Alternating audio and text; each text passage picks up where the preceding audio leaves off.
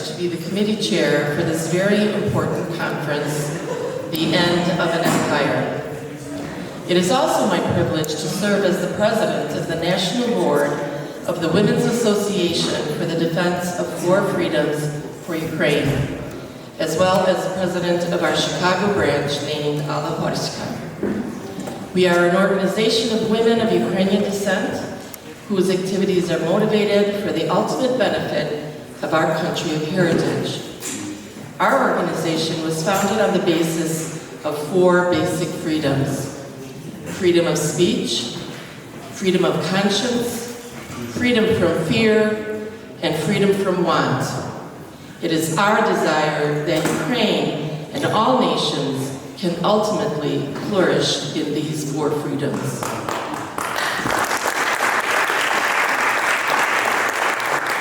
It was important for us, in conjunction with the American Friends of the Anti-Imperial Bloc of Nations, the American Ukrainian Youth Association, and the Organization for the Defense of Four Freedoms for Ukraine Chicago branches, to hold a multi-ethnic conference entitled The End of an Empire.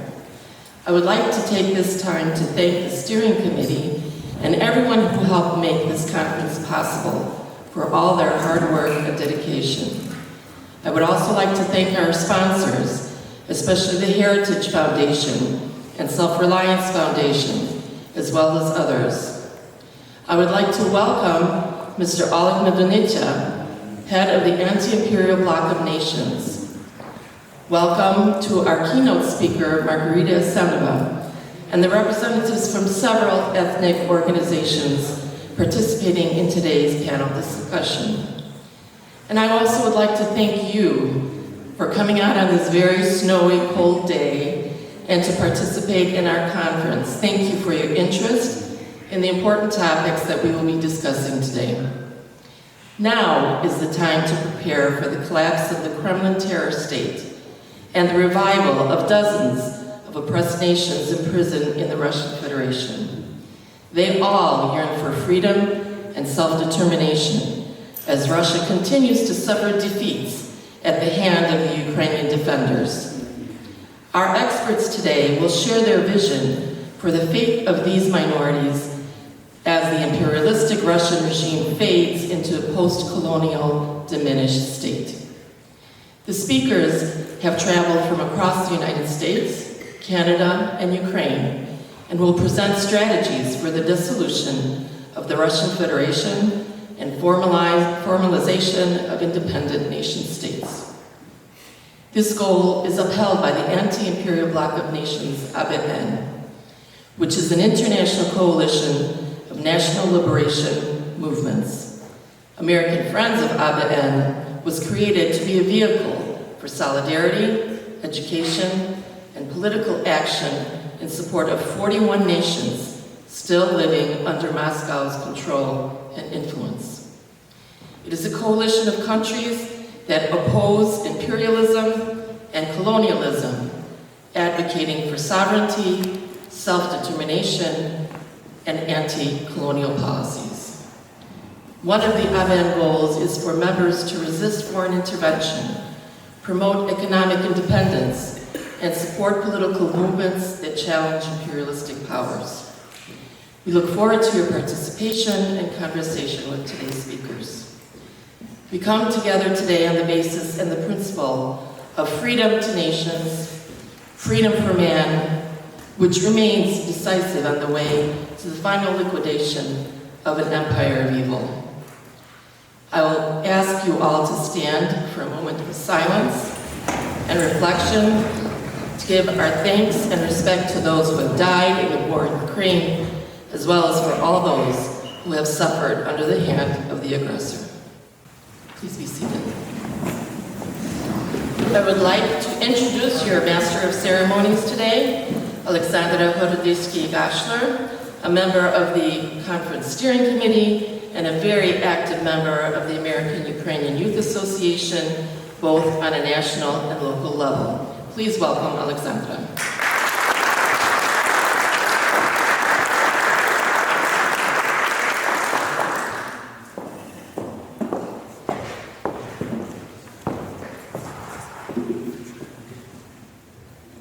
Thank you, Father Marica, and thank you to all of you for your trust in me this morning. Good morning, everyone, and welcome to End of an Empire, the gathering of American friends of the Anti-Imperialist Bloc of Nations here in Chicago. My name is Alexandra Bordyski-Gashler, and I am an active member of the American Ukrainian Youth Association. It is an honor to stand before representatives of so many communities whose cultures, histories, and national identities have been marginalized, suppressed, or threatened by the Russian Federation, and before that, the Soviet Union. Today, we gather as Ukrainians, Bashkirs, Belarusians, Kalmyks, Buryats, Chechens, Circassians, and many others. All distinct people with distinct stories, yet united by a shared struggle and a shared purpose. I am here not just as an organizer, but as someone who deeply believes in territorial integrity, in the right of nations to decide their own futures, and in the simple truth that sovereignty is not a privilege, it is a right. Over the past decades, and especially in recent years, we have watched as international institutions created to safeguard peace, justice, and security have too often failed to protect the very principles they were built upon. When those meant to uphold order fall short, it becomes even more vital for communities like ours, citizens, advocates, and allies of the free world, to raise our voices, to stand together, and to ensure that authoritarianism, repression, and violence have no place in the future we are building. Our presence here today is a declaration. Dictatorships, fear, darkness, and death must not shape the world of tomorrow. The world belongs to free people. It belongs to people who refuse to be erased. Before we continue, I'd like to share a few housekeeping notes. In your folders, you will find short biographies of all speakers and panelists, which you may refer to throughout the event. We have also included note pages should you wish to jot down reflections or questions, as well as note cards for submitting questions during the panel and roundtable discussions. If you would like to ask a question, please write it on the note cards and pass it to the moderator, or hold it up and someone from one of the steering committees will grab it at the appropriate time. Now, it is an honor to welcome our first speaker, who has traveled from war-torn Ukraine to join us today. His presence underscores the importance of our mission at End of an Empire, as we confront the ongoing imperial ambitions of the Russian Federation and stand in solidarity with nations seeking freedom and self-determination. Oleg Medunetsia is a distinguished Ukrainian statesman and defender of national sovereignty. Over 2 terms in the Verkhovna Rada, he advanced key legislation supporting the Ukrainian language, independent media, national defense, property rights, and historical justice. He played a leadership role during the Revolution of Dignity, and since the full-scale invasion of 2022, has volunteered extensively to support Ukraine's frontline defenders. Today, he serves as head of the Anti-Imperial Bloc of Nations, working to help liberate peoples still held captive by the remnants of the ever-weakening Russian Empire. He will speak in Ukrainian. An English translation is included in your conference materials. Please help me in welcoming Oleg Medunetsia.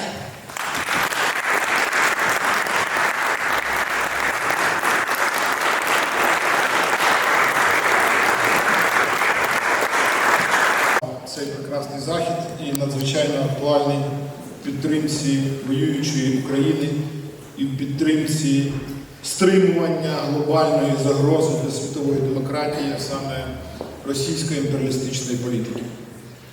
Ви знаєте, готуючись до цієї конференції, я натрапив на цікавий матеріал в нашій офіційній газеті. Вона тут є. Газета називається «Шлях перемоги».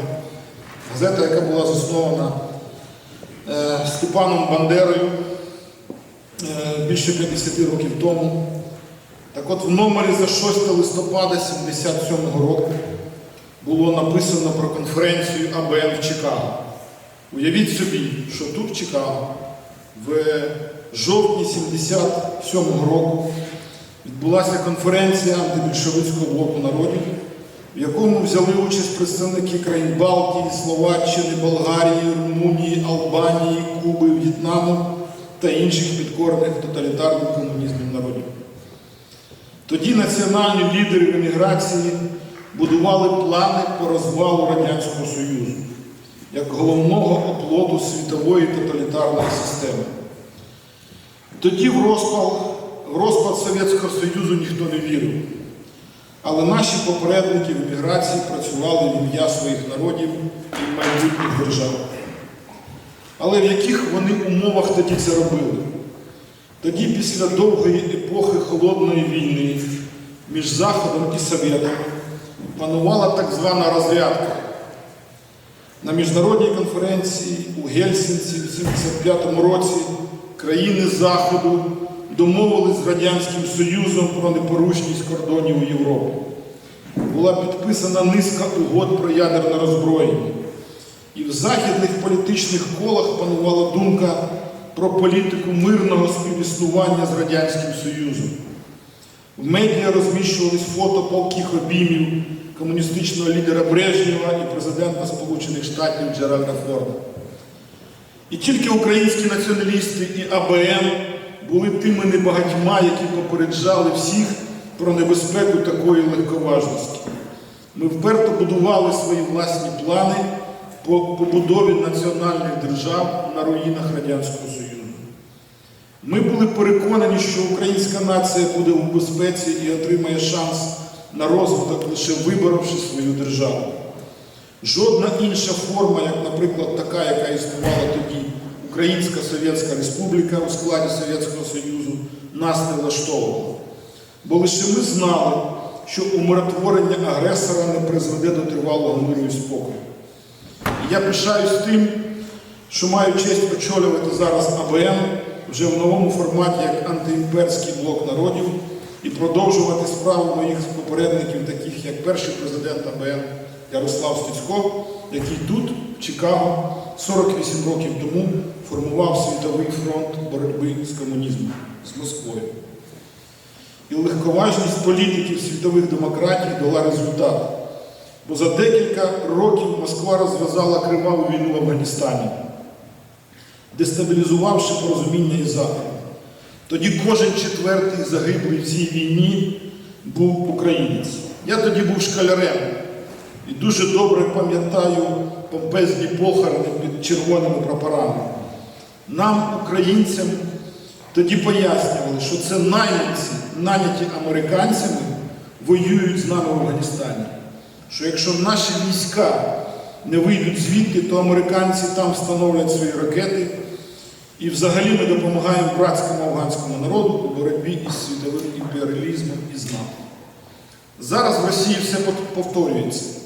Повіривши у те, що розпад Совєтського Союзу і поява так званої демократичної Росії поверне мир і спокій, Захід зробив велику помилку. Звичайно, московська втрата контролю над Україною, країнами Балтії, країнами Кавказу і Центральної Азії зменшили агресивні апетити.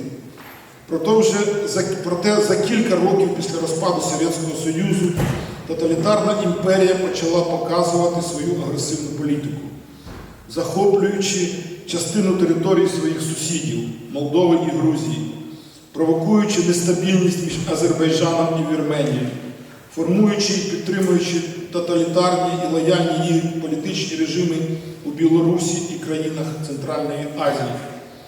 Окремо згадаю дві криваві війни, розв'язані проти Незалежної Республіки Ічкерія. Захід довго заплющував очі на це, не визнаючи права чеченців на власну державу. Для нас, українців, це питання зараз вирішено. Народ Чечні має право на власну державу, а його територія окупована Росією, як власне і територія інших народів, які зараз контролює Москва. А тим часом лідер Росії Путін готувався до нової війни, щедро витрачав на всі військові цілі сотні мільярдів доларів, будував світову імперію пропаганди і брехні, вносив розкол між лідерами світових демократій і окремих країн, спонсорував і досі фінансує лояльних Росії політиків у різних країнах і терористичні політичні режими по всьому світу. Апогеєм цієї політики стало утворення світової вісі зла у складі Росії, Китаю, Ірану і Північної Кореї. Цей міжнародний політичний тоталітарний монстр об'єднав технології, капітали, ринки і виробництво озброєння. Це найбільша загроза світовим демократіям. Московський лідер Путін першим кинув їй виклик, розв'язавши війну проти України. Не змігши швидко зламати опір українців, він веде війну на виснаження і розраховує на розкол у лавах наших союзників. Росіяни всіляко поглиблюють будь-які протиріччя, які є в цивілізованих суспільствах, і підривають їх ресурси. Проте і у Москви є свої слабкості. Їх ресурси також не безмежні, а суспільство не готове терпіти війну вічно. Зараз Московська імперія втрачає за місяць війни в Україні людьми більше, ніж за 10 років війни в Афганістані. Санкції Заходу підривають їх економіку. Все більше громадян Росії, особливо неросійського походження, задумуються, які результати для них може принести ця війна. Путін розуміє, що перемога України дасть поштовх у розвалі Росії. Народи, колонізовані Москвою, особливо малочисельні, платять страшну ціну за участь у війні проти України. У середньому жителі міста Москва гинуть на війні у 87 разів рідше за дагестанців, у 275 разів рідше, ніж забурятів, і 350 разів, ніж тувинців. 40% нинішньої російської окупаційної армії не є етнічними росіянами. Централізуючи економічні ресурси, Росія створила нестерпні умови проживання на колонізованих територіях. Низький рівень життя та державна пропаганда змушують чоловіків з віддалених країв Росії йти на війну. Фактично Москва воює за рахунок ресурсів поневолених і колонізованих нею народів. Нафта і залізна руда іде Уралу, сибірський газ, бурятське золото і рідкоземельні метали, якутські брильянти і вугілля – це економічна основа російського нацизму. Ми маємо повернути ці багатства тим, кому вони належать, народам, що населяють ці території, щоб ці ресурси ніколи не були загрозою демократичному і цивілізованому світу. Ми можемо довго говорити про Росію, про горе і страждання її сусідів та поневолених нею народів. Але самі по собі ці проблеми не зникнуть. Хтось вірить у демократичну Росію, у заміну нацистського лідера Путіна на демократичного. І більше того, намагається йти по цьому шляху, підтримуючи російську опозицію в еміграції. Це хибний шлях. Російський народ, політична еліта, бізнесові кола заражені нацизмом та шовінізмом. Міжнародна ізоляція, санкції, військова поразка, зрештою дезінтеграція як країни, імперії та поява нових незалежних від Москви держав – ось головний рецепт довготривалого миру і спокою. Як колись коаліція союзників поклала край гітлерівському нацизму, вигравши Другу світову війну і покаравши агресора, так і зараз все цивілізоване людство мусить підтримати Україну у її боротьбі з імперією. І велика роль у цьому буде належати народу Америки та її політичному проводу. Що ми тут в Америці можемо зробити для перемоги над Росією? У цьому залі навряд чи когось треба переконувати у необхідній підтримці воюючої України. Але я б звернув увагу і на нові аспекти такої підтримки. Це насамперед підтримка поневолених Росією народів, їх організацій на еміграції і представницьких структур, окремих представників, Зараз особливо актуальна міграційна підтримка політичних біженців, що зазнають утисків з боку влади в цивілізованому світі. Їх висилка в Росію означає тюрма, тортури, а можливо смерть. Так, наприклад, організація «Світанок», що базується в Нью-Йорку, організувала звернення до американських конгресменів щодо недопущення висилки з Сполучених Штатів Олександра Болохоєва, активіста бурятської організації «Тузгаар Бурят Монголія». Представники поневолених і колонізованих Москвою народів, що борються за незалежність своїх націй, чітко прив'язують свою державність до перемоги України у війні проти Росії. Без такої перемоги питання їх державності буде відстрочення на довгі роки. Окремі їх представники стали до лав Сил оборони України та створили національні підрозділи. Ми переконані, що таким чином створюються початки майбутніх армій нових незалежних держав, що постануть на постмосковському просторі. Як колись на уламках Російської імперії постала Українська Народна Республіка, а її військове керівництво, військові професіонали були офіцерами як російської, так і австро-угорської армії. Мусимо пам'ятати, що Москва жодного поневоленого народу не відпустила без боротьби. Тому важливо залучати і в подальшому представників поневолених Росією народів до участі у боротьбі у лавах Сил оборони, і така мобілізаційна кампанія має проходити постійно. Необхідно допомагати їм створювати організаційні структури, сучасні медіа. Ми в АБН ще у 23-му році створили університет вільних народів, який підготував для боротьби за державність поневолених Росією народів вже 70 представників. Згадаймо історичний приклад організації українських націоналістів. Виборюючи українську державу у підпіллі і на еміграції, ОУН завжди ставила інформаційно-пропагандивну, кадрово-організаційну і військову роботу у пріоритеті. І ця ставка виправдала себе. У буремні часи національних революцій саме підготовлені у військовому і політичному та ідеологічному кадри стали ядром національних урядів, які залучили широкі народні маси для боротьби за державність. Отже, я закликаю українців, в якому б куточку світу не знаходилися, підтримувати боротьбу поневолених Росією народів. Якщо ми справді хочемо добитися безпеки і спокою прийдешнім поколінням українців, то маємо взяти курс на знищення Російської імперії зла. Пам'ятайте головне гасло ОУН, проголошене у далекому 1940 році. Свобода народам, свобода людині. Так переможемо. Слава Україні!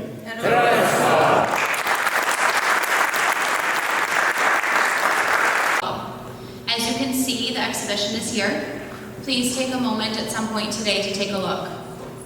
Now, it is my honor to introduce today's keynote speaker, Margarita Asanova. She is a senior fellow at the Jamestown Foundation and a leading expert on energy security and political dynamics in Europe and Eurasia.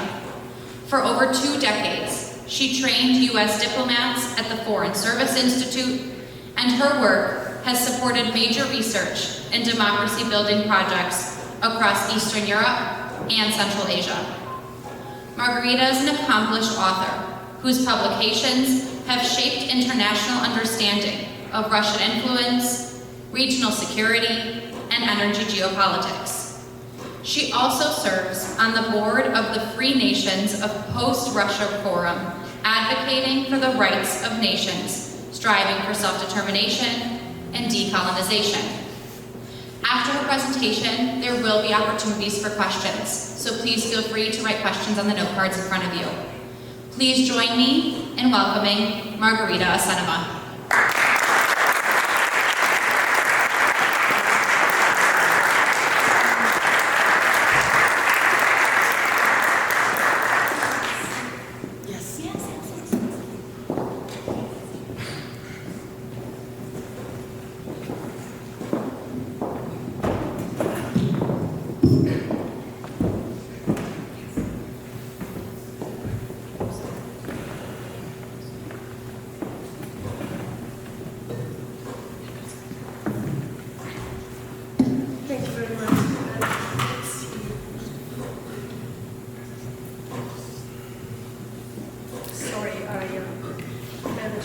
my back and we have to sit.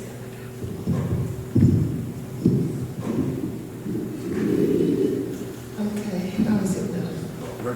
Is it too loud? Very, very important forum. The timing could not have been more pressing, as the US administration is determined to achieve a peace deal that could jeopardize the territorial integrity of Ukraine and allow Russia to gain time for resurging its imperial ambitions and preparing for a new attack on Ukraine and potentially another European country. Janusz Bugajski's passing is a huge loss for the anti-imperialist movement and our efforts to educate policymakers around the world that by remaining an empire, Russia is much more dangerous than its inevitable collapse. Without his vision, convincing arguments and relentless work, a lot more will depend on us to continue pursuing freedom for the captured nations of the Russian Federation. I will cover 3 topics today. Russia's coming rupture. He always used to say, Russia's rupture is coming. He was absolutely convinced that this is going to happen, and the war in Ukraine only accelerated this process. The second topic is going to be about the new Promethean liberation movements, such as the Free Nations of Post-Russia Forum and the Anti-Imperialist Bloc of Nations that are working in the same direction and working more and more together, as we can see from the participation today.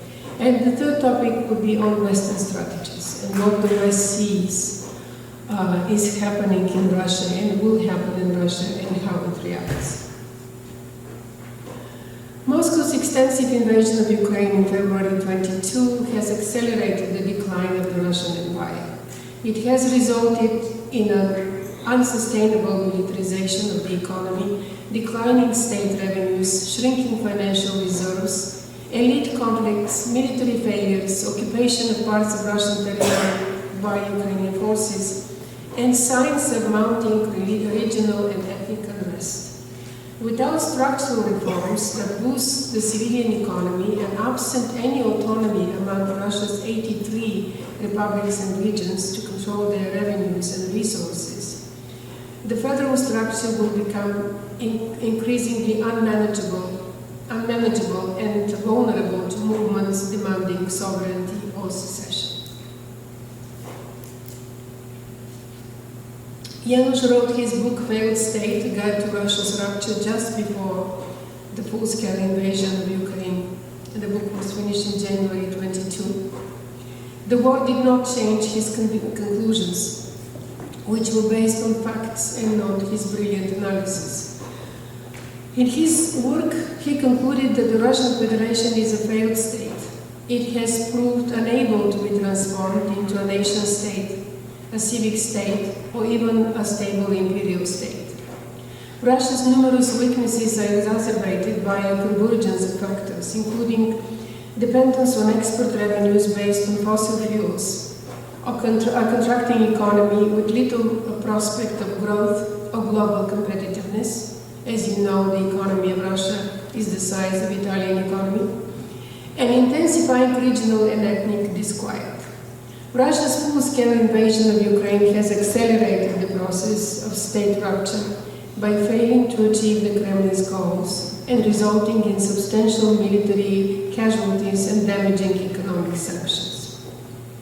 The 93 Constitution defines the country as a federation, but in reality, it is a centralized new imperial construct.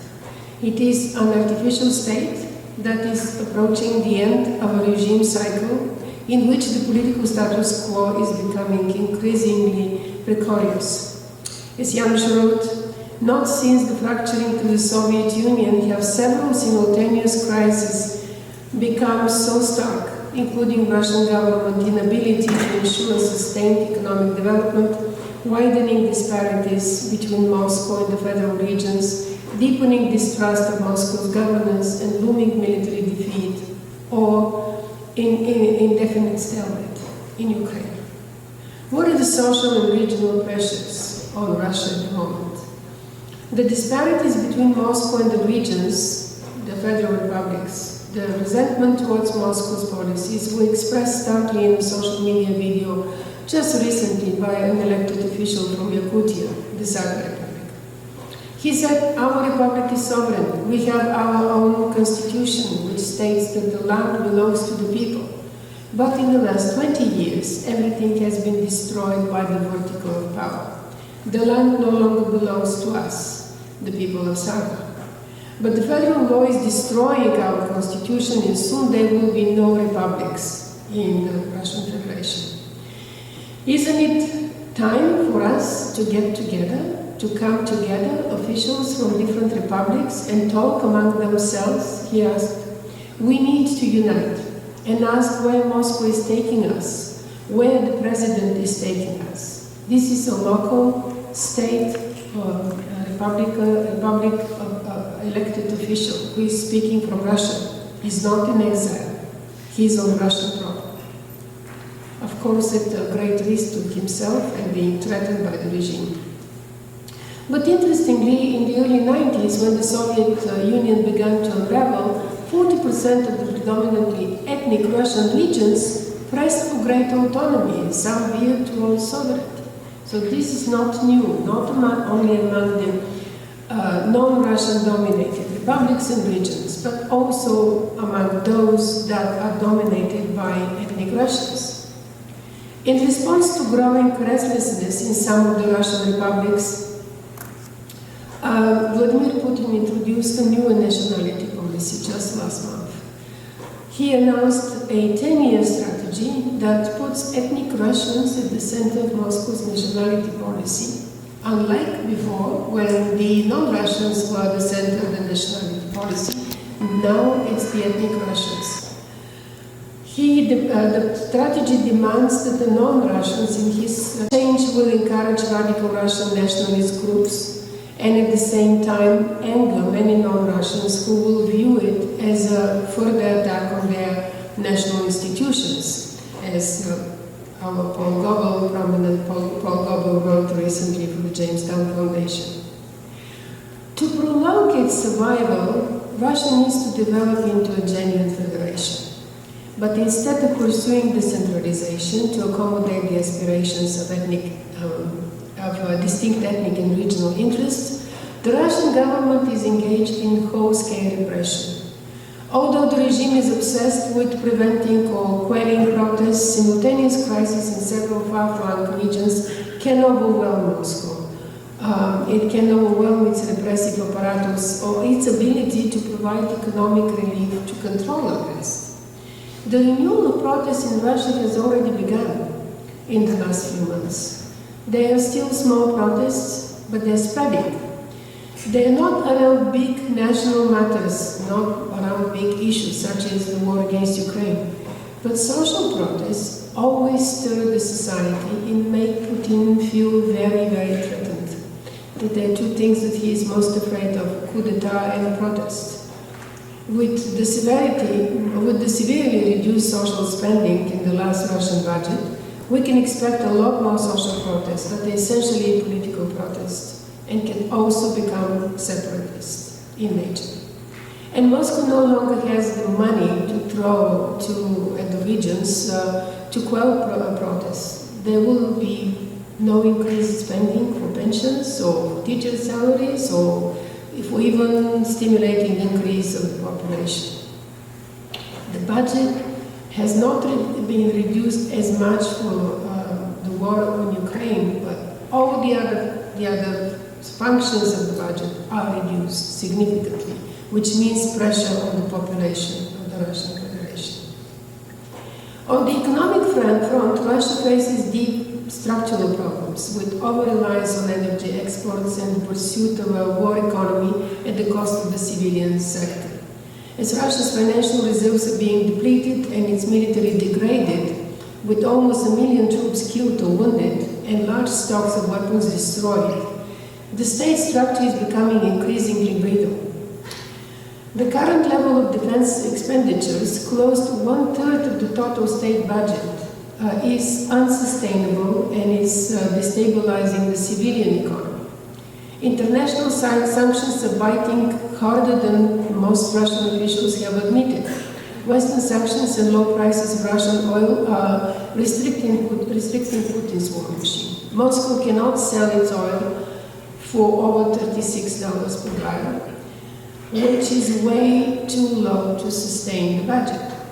In addition, successful Ukrainian drone attacks have significantly diminished Russian oil storage, because they have attacked the very, very few storages that Russia gets, but Ukrainian drones have attacked those storages, and has particularly restricted the petroleum refining capacity.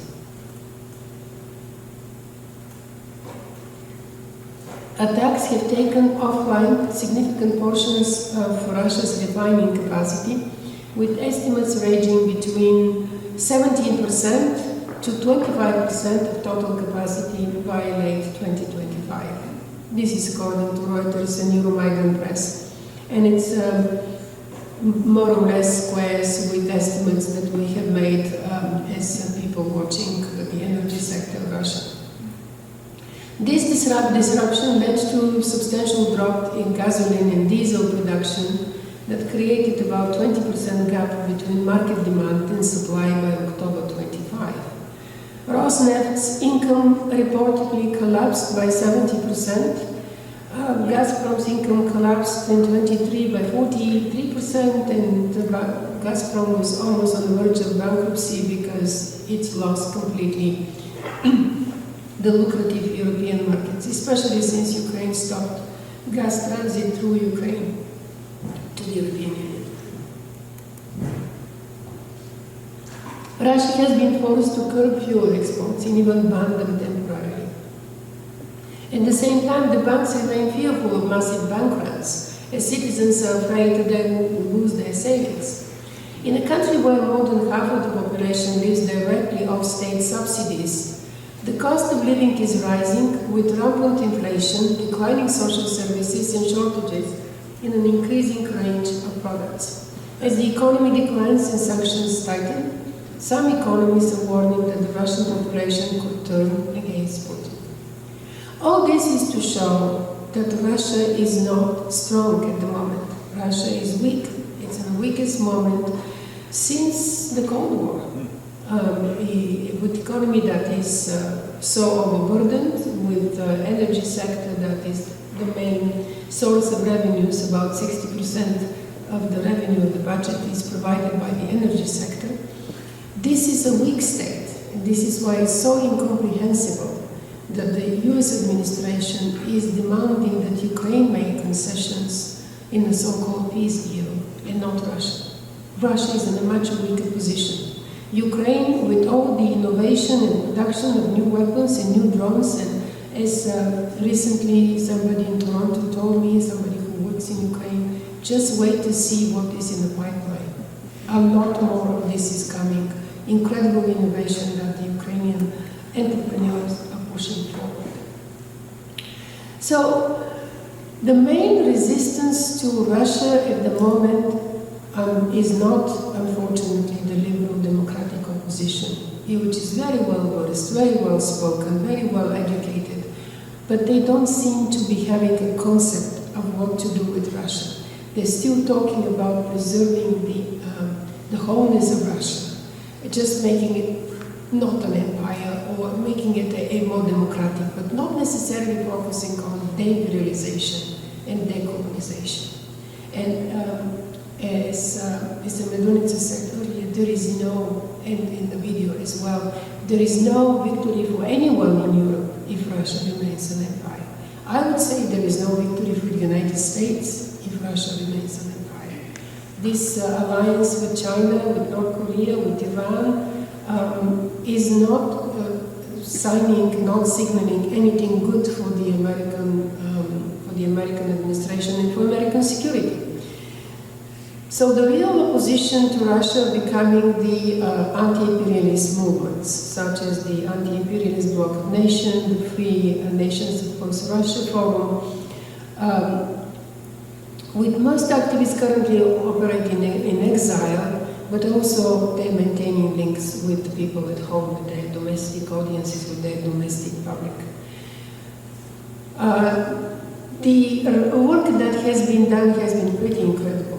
The Freemasons across Russia has brought those activists all over the world, from Brussels to Japan, from Kiev to London, from Paris to Rome, from Kiev and Warsaw to all the capitals of Western Europe, to Washington as well several times, talking about Russia, the inspirations of the indigenous people of Russia, the desire for them to live in freedom, to have autonomy, maybe not necessarily a independent state, not all of them want independent state, or haven't gotten to that point yet, but at least to have the sovereignty to control their resources and to provide for their own people and not rely on Moscow. On the one hand, to rob them from the natural treasures that they have, because that's how Russia survives, on the treasures of these republics, especially oil and gas and diamonds and gold and you name it. But to rely after that on subsidies from Russia, and these subsidies are trickling down, and they're actually becoming smaller and smaller, restricting as much as possible the independence and autonomy of those regions and those republics. So with this, they're losing their control of not only the land, they're losing their national institutions, and they're going to be restricted to only a folklore culture, protecting of their identity, not even language, because the language is also subsidized by Moscow, the studying of native language. It was the new book that Janusz started working on earlier this year. The title is Promethean Liberation, Russia's Emerging National and Regional Movements. He wanted to create not only an anthology of all the movements, their aspirations and the aspirations of the people of different republics and different regions, but also explore the scenarios of how this is going to happen, how the disintegration is going to proceed, whether it's going to be through conflict, whether it was going to be through peaceful means, whether these states are going to develop into either autonomous or independent states, but peaceful neighbors of about 14 different independent states that are around the borders of the Russian Empire. So whatever happens in Russia is going to have a profound impact on at least 14 states around Russia, but it's also going to have a profound impact on NATO, on the European Union, on the entire European continent, and ultimately is going to have a profound impact on the United States of America. I can talk more about the Prometheism as ideology later. Most of you are probably familiar with this. But the contemporary Prometheism is the third stage of its historic development following the collapse of Tsarism and Sovietism. The first Promethean movement emerged in the death throes of the transit of the Tsarist Empire during World War I, and it heralded the national liberation of Finland, Estonia, Latvia, Lithuania, and Poland from Russian control, as an example to other captive nations. And as you remember, the states in the Caucasus became independent briefly for a couple of years during that time. So there was a lot of movement for independence and sovereignty within what used to be the Tsarist Russian Empire. After that, the Bolsheviks seized power in October 2017 to restore the collapsing Russian Empire under an internationalist communist ideology. After several years of war and reconquest, they managed to subjugate several newly independent states such as Ukraine, Belarus, Georgia, Armenia, Azerbaijan, and a number of republics in what is now the Russian Federation, including the North Caucasus and Middle Volga region.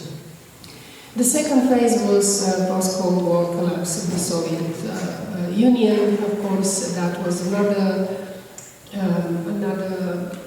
stage of Promethean liberation. And now we're facing the third stage, and we're facing it in the nuclear era. And this is freaking out a lot of Western governments and Western politicians who think that Russia would rather die from nuclear strike than allow any part of the Russian Empire to be independent. No, they're not suicidal. It is for sure. Putin is certainly not suicidal. He is taking such good care of himself and his health that nobody can make me believe that Putin is suicidal. He's homicidal for sure, but not suicidal. There is evident anxiety in Washington and several European capitals over terminating the post-Cold War geopolitical status quo and even wishful thinking that Russia can return to a democratic path and under a new post-Putin leadership.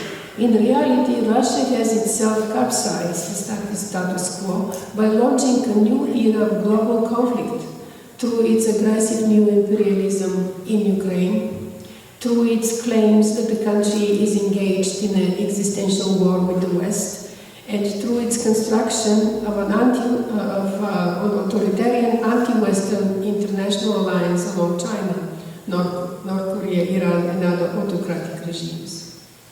Putin is now looking towards Trump to save Russia from military defeat and state fracture by halting military aid to Ukraine and lifting economic sanctions and have a peace deal that Ukraine surrenders as much as possible, as much as Russia wants to Moscow.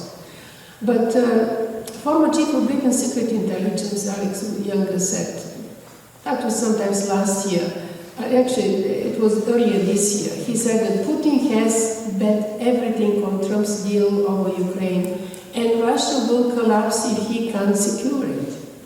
So why should we allow this deal to go through? Weak Russia, rising power of Ukraine and its resistance, and we're going to serve the imperial power that violated international order. Conquest is outlawed in the United Nations Declaration, Universal Declaration. Why do we have to sanction conquest at this day and age, 21st century? But will the Russia's escalating weaknesses make Washington realize that Moscow is bluffing about its capacities? We are, as I said, at a very precarious time as peace negotiations seems to be going on with Putin's Kremlin only and with only pressure on Ukraine. Every effort to explain to Washington that Russia is actually weak, not strong, can prevent an unjust and unfair peace agreement that will only be used by Russia to attack its neighbors again. So this is our task. Our biggest task is talking here, discussing the priorities, making programs, making strategies, making plans, and executing them in Washington, in the halls of power, everywhere in Congress. And that effort needs to spread, especially since I don't see that many experts in Washington who believe that the collapse of Russia is not going to be anything negative, it's going to actually bring more stability and more peace to Europe and the region.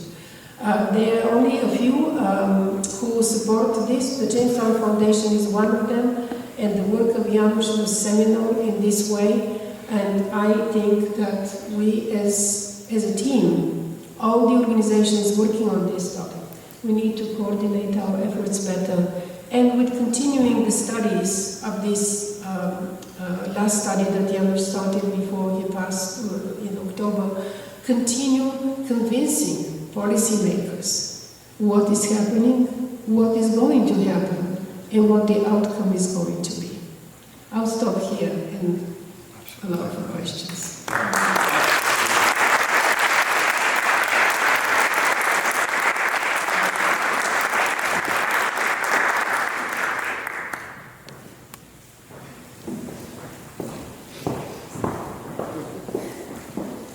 Thank you very much for that insightful and informative presentation.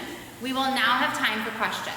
So for those who may have been taking notes, we will give a couple of moments. Please feel free, write questions on note cards. Members of our team are ready to walk around, bring them up to the front so we can lead this discussion.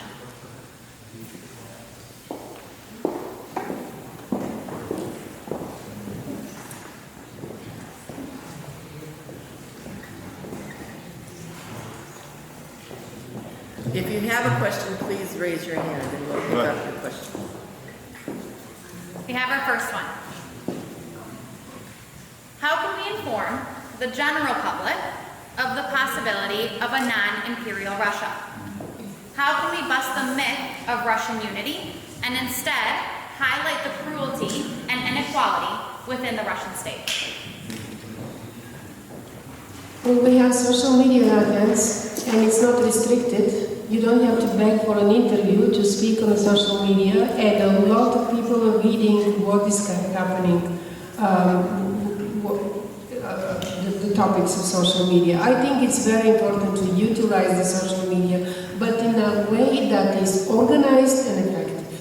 So there is a group of people who know what is happening in Russia. Let's start exchanging information among ourselves. Let's open a channel of exchanging information so that we who have access to mainstream media or who have access to think tanks and who are representing think tanks in Washington have this information in our hands and spread it appropriately.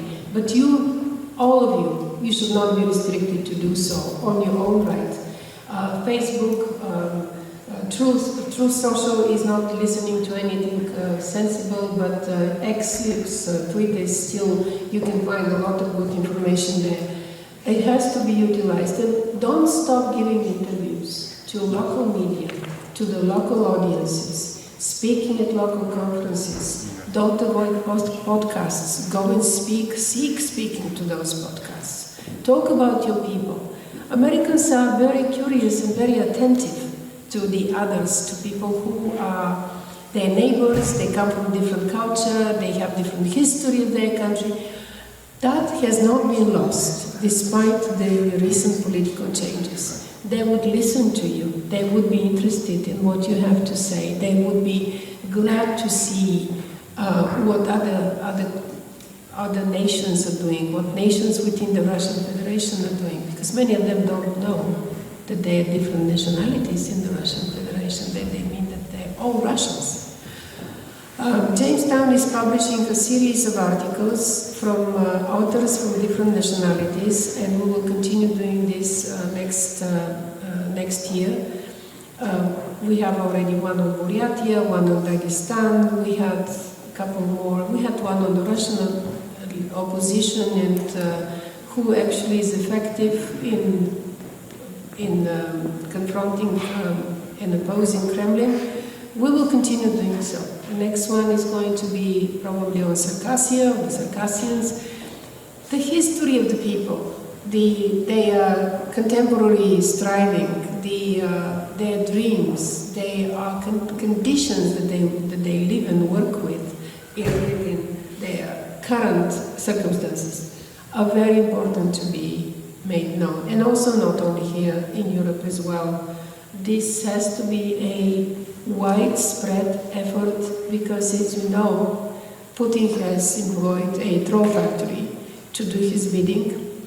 We don't have any strategy to do it effectively on the social media in particular.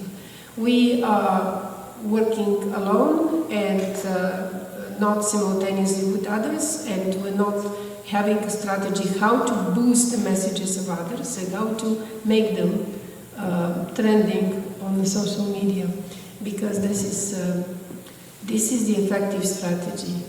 Going not on the defense as we usually do, going on the offensive. We should not be on the defensive anymore. The truth is our tool and our weapon. Making sure people know the truth is being on the offensive. We don't have to attack anyone, we have to just tell the truth. So continuing on along the information front, how much has the reduction in U.S. support for the U.S. Information Agency impacted our ability to share these messages both inside Russia and across the world? Immensely.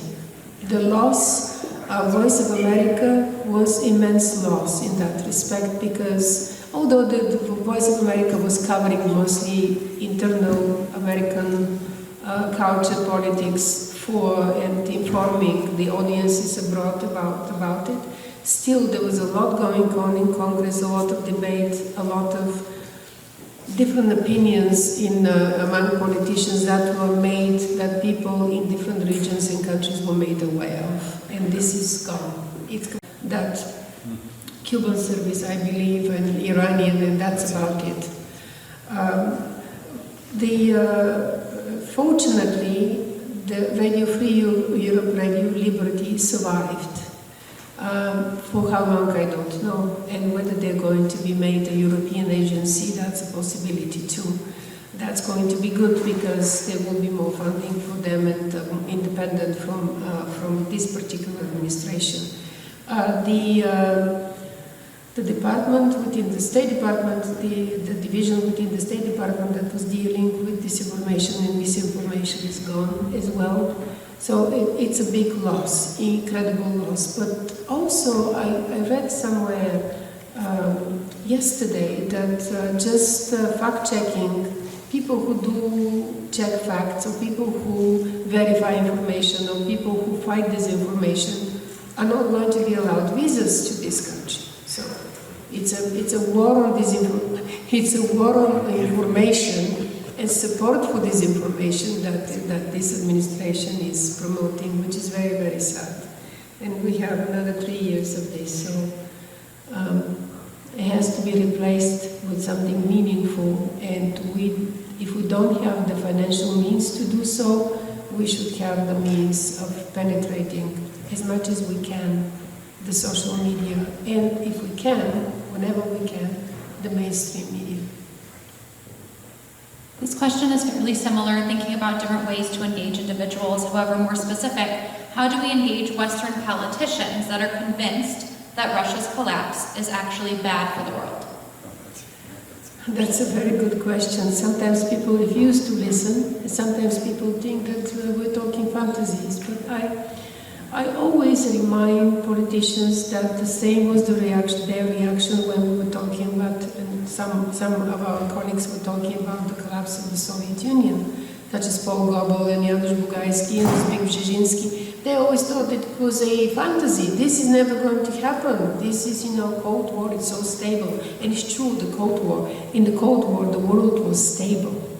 There was parity in this effort, and it was a lot more stability. Now we don't have that. We have complete, irrational, unpredictable environment. Putin's regime is not stable. It cannot sustain what the Soviet regime managed to sustain for many years. It has the same financial problems and the same economic problems, even more now than before. But it does not have the power of neither the securities services as much, the Stalinist apparatus, nor the control of the 15 republics to manage that. It's a lot more unstable. How to explain to politicians? Find a way to make them listen. Find one example to attract attention. Talk about Yugoslavia. The same reaction was back then. Well, we have to keep Yugoslavia together. It's going to become such a mess, such a tragedy. Nobody can deal with this mess. Well, the mess happened regardless of our efforts to keep Yugoslavia together. It happened because it was an artificial state, and it happened because it had to collapse eventually, sooner or later. The conditions came, the federation collapsed. Now the conditions are coming to Russia, and the main question is, entertain it as a scenario. See what could happen if, to us, to neighbors, entertain it as a scenario. If we're not ready, what we're going to do, and if we're ready, what we're going to do. Think about it as a puzzle, as a chess game. And at the end of the day, every politician is interested in scenarios. They are ready to read a scenario. This scenario, this is our response. In this scenario, this is our response. And in this scenario, these are the consequences, and this should be our response. It's a tricky matter, and I'm sure that there are people here in the room who have a lot of experience with Congress, can tell you how they can catch Ilgar, that's about you, to catch the attention of a politician and to explain how to convince anybody of the importance of it. Thank you. These next two questions are really around that organization and how do we organize effectively. First being, what is the anti-imperialist activity in various countries? How are they organizing? What is their plan? I'm not sure whether I can answer this question. Maybe somebody from the organizing committee who is in a better position to answer it. It is a growing movement. It's kind of the most important is to make the idea more acceptable to different countries and different publics. Some countries are extremely supportive of the imperialization of Russia, and there is no need to mention here Poland and the Baltic republics and the northern states and in England. But some do not understand. They cannot even imagine Russia not being an empire. So I'm talking here about, let's say, Bulgaria. It's difficult to imagine for most people that this is not going to be an empire one day. But you can always remind them of the collapse of the Ottoman Empire. This they understand. So every empire grows, flourishes, and collapses. It's time for this one to collapse, and it's going to happen whether we like it or not, whether we support it or not. And see what happens with the Ottoman Empire. So aren't you happier now that you don't have the domination of the Ottomans and you have Turkey as a neighbor, and Turkey is a peaceful neighbor and member of NATO? Yes, everybody was going to answer yes. So we need to find the hook for people and the analogy for people to understand. If we don't bring it closer to them, we're not going to be able to explain why it's so important. So the anti-imperialist movement. I was once told by a friend in Ukraine that this one hurts really bad for you because it affects you, right? And how do we always bring that back to the individuals who are impacted? Thank you. Absolutely, and also to politicians in the United States, bring the voter card. You are powerful Ukrainian diaspora here in the United States whose votes matter when you elect officials, not only on the national stage, but the local stage as well. So bring that, and the votes, and the polls. And it's time for us to work together. All these diaspora organizations, it's time for us to work together, because we matter when we're together. I remember how much the Albanian community here in Chicago did during the Kosovo, before the Kosovo intervention, when Kosovo was under threat.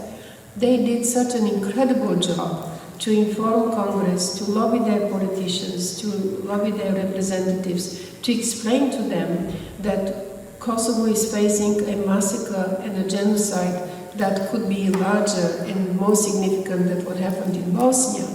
They managed to convince them. They were relentless in working to do so, and eventually, when the time came, the political opinion was there, was ready to intervene in Kosovo. Kosovo was saved because of that.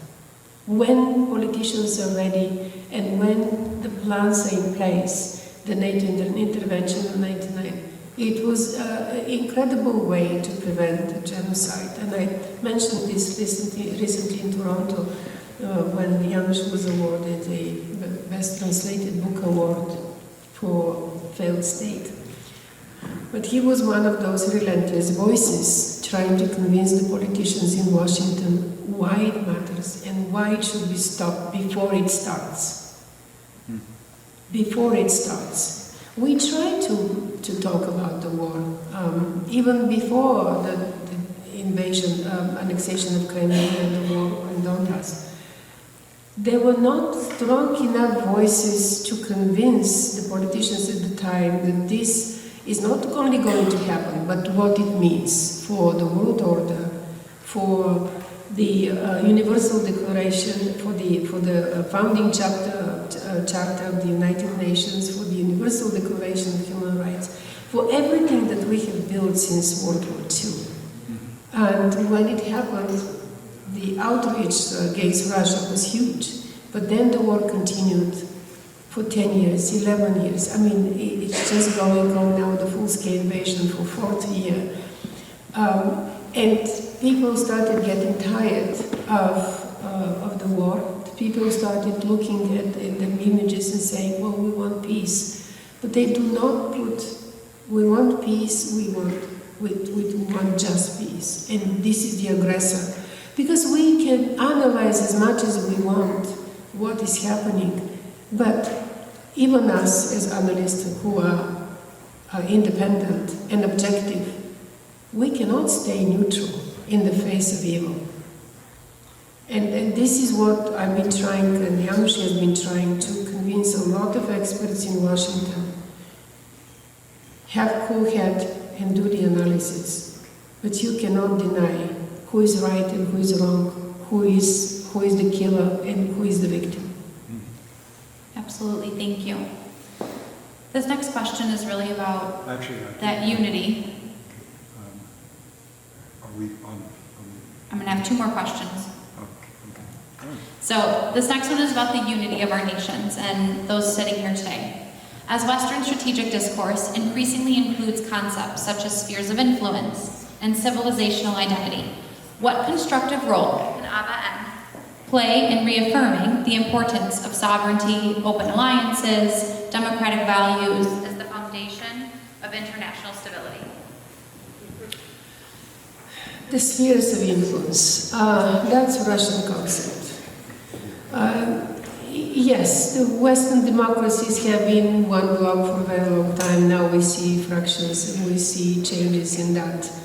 But it's not a civilizational choice. And actually, what is civilization? It's not really the right way to put it as a civilizational choice.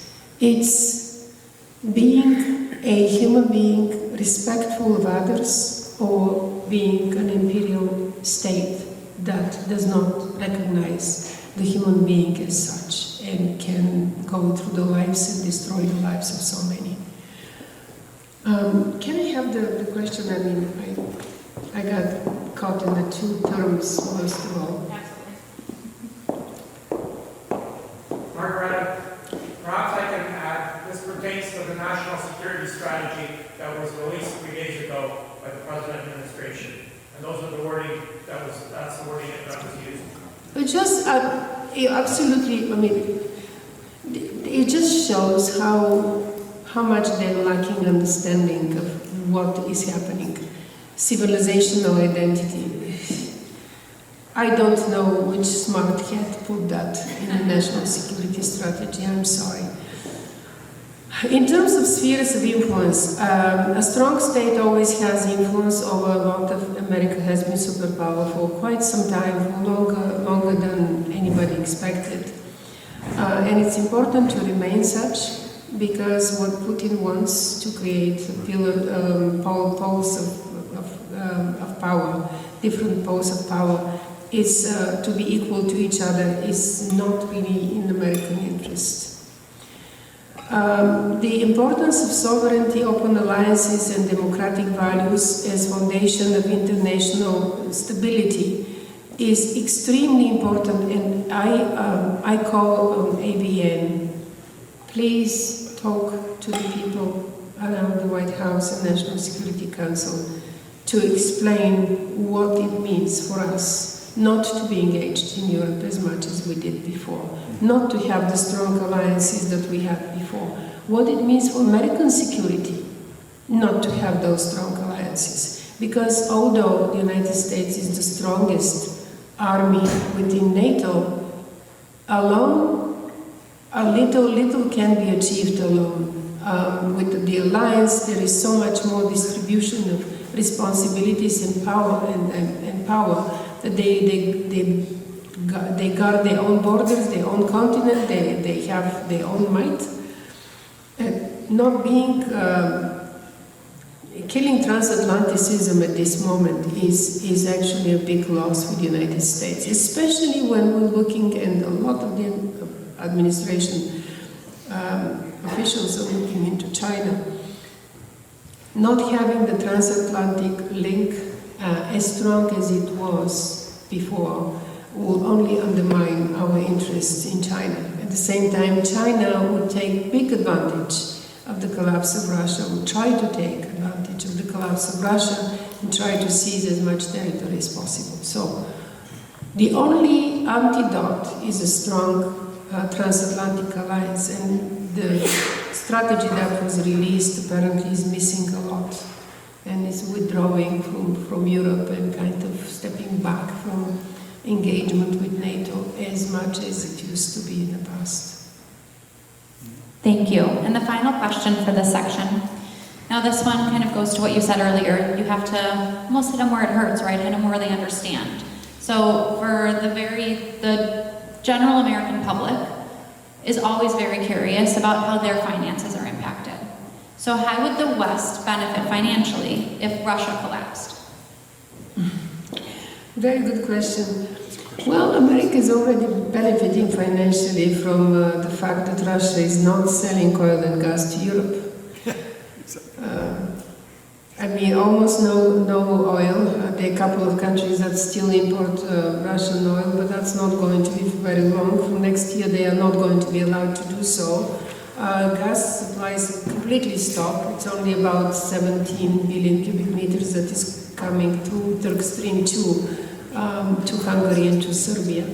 But that's going to stop as well. So America is benefiting of these opportunities to invest where Russia was mighty before. But just imagine all these sectors of future states within the Russian Federation being opened to Western investment. And Tatarstan and Chechnya already have those connections. They kind of have a special arrangement that they can have direct commercial connections and investments in their republics. Imagine what kind of opportunity this is going to open. Oil, gas, diamonds, gold, metals, rare earths, you name it. Huge investment with no risk. If you have a stable country with normal government, with laws to protect foreign investment, not like Russia expropriating everything as they did with BP and other companies. Securities to the companies. Just compare Kazakhstan to Russia. How Kazakhstan managed to attract so much investment in its natural resources and make sure that it's protected and it's under international law. They even have an arbitration court that is run by British judges to solve disputes between different companies that are investing in Kazakhstan. And even local companies are going for dispute resolution there because this court is really professional and good. Imagine this situation in the future independent Russian Republic, Sakha, Siberia, you name it, Dagestan or Chechnya. Imagine these opportunities and this protection, level of protection and investment, what it means to American companies that are seeking investment opportunities all the time. Imagine peaceful Ukraine and the immense opportunities for investment in the oil and in the gas sector, in the rare earth sector. We're not going to see investment before the war ends and ends forever.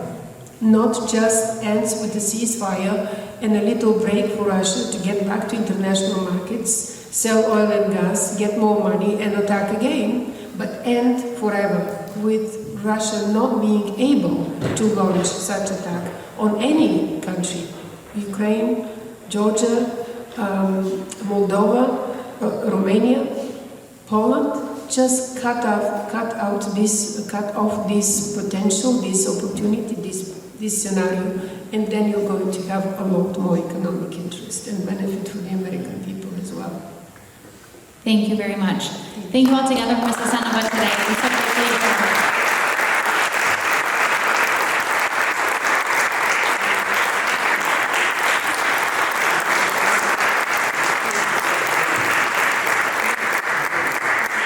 To ending imperial domination, the current realities faced by nations that remain under Moscow's control, and how the experience of diaspora communities can be used to advance their struggles for freedom and self-determination.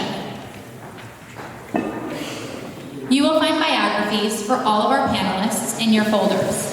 If you have questions you would like addressed, please write them on the note card similarly to how we have done, and they will be collected for the moderator. We are fortunate to have with us today Dr. Walter Zaritsky, the Executive Director of CUCUR, Center for U.S.-Ukraine Relations, and President of the Ukrainian American Freedom Foundation. He will be moderating this discussion. Our sincere thanks go to him and to all of our panelists for their expertise and their commitment to these issues. Professor Zaritsky, the panel is yours. Thank you very much. A quick opening synopsis of what we will be doing during our session. I just wanted to make sure that we get things done on time. So I'll take 2-3 minutes to explain about the ABN core mission, both its first iteration and its second form. I will take a minute to introduce our 5 distinguished friends, purveyors of the new ABN effort. Each of our speakers, given the fact that we have a time limitation, will get 6 to 7 minutes to cover A, the state of the struggle for freedom in their specific nation, and B, C, how, from their perspective, a collective effort like ABN, both at home and abroad, might help their particular cause. If all goes well, we will have 15 minutes left for question and answer, and please don't panic. I've heard now that we are going to have a working lunch. If we run this into the working lunch, so be it. We will have the questions, and then at some point in time, we will also then transfer to the next session, which will be run by my friend Andriy Bryansky, who is as well known as anybody I know on the planet. And so post-lunch, we will have the same cast of speakers engaged in discussing concrete steps to take in helping ABN achieve its ends and hence their national goals as well. Now, I would ask everyone to stand up because I want to honor the person that actually was at the center of all of this. In Washington, he's the most important person we ever had in Washington, and his wife just spoke so eloquently on his behalf. I just wish that she had been here for the session. But the fact is, we need a moment of silence for young Zhubrowski.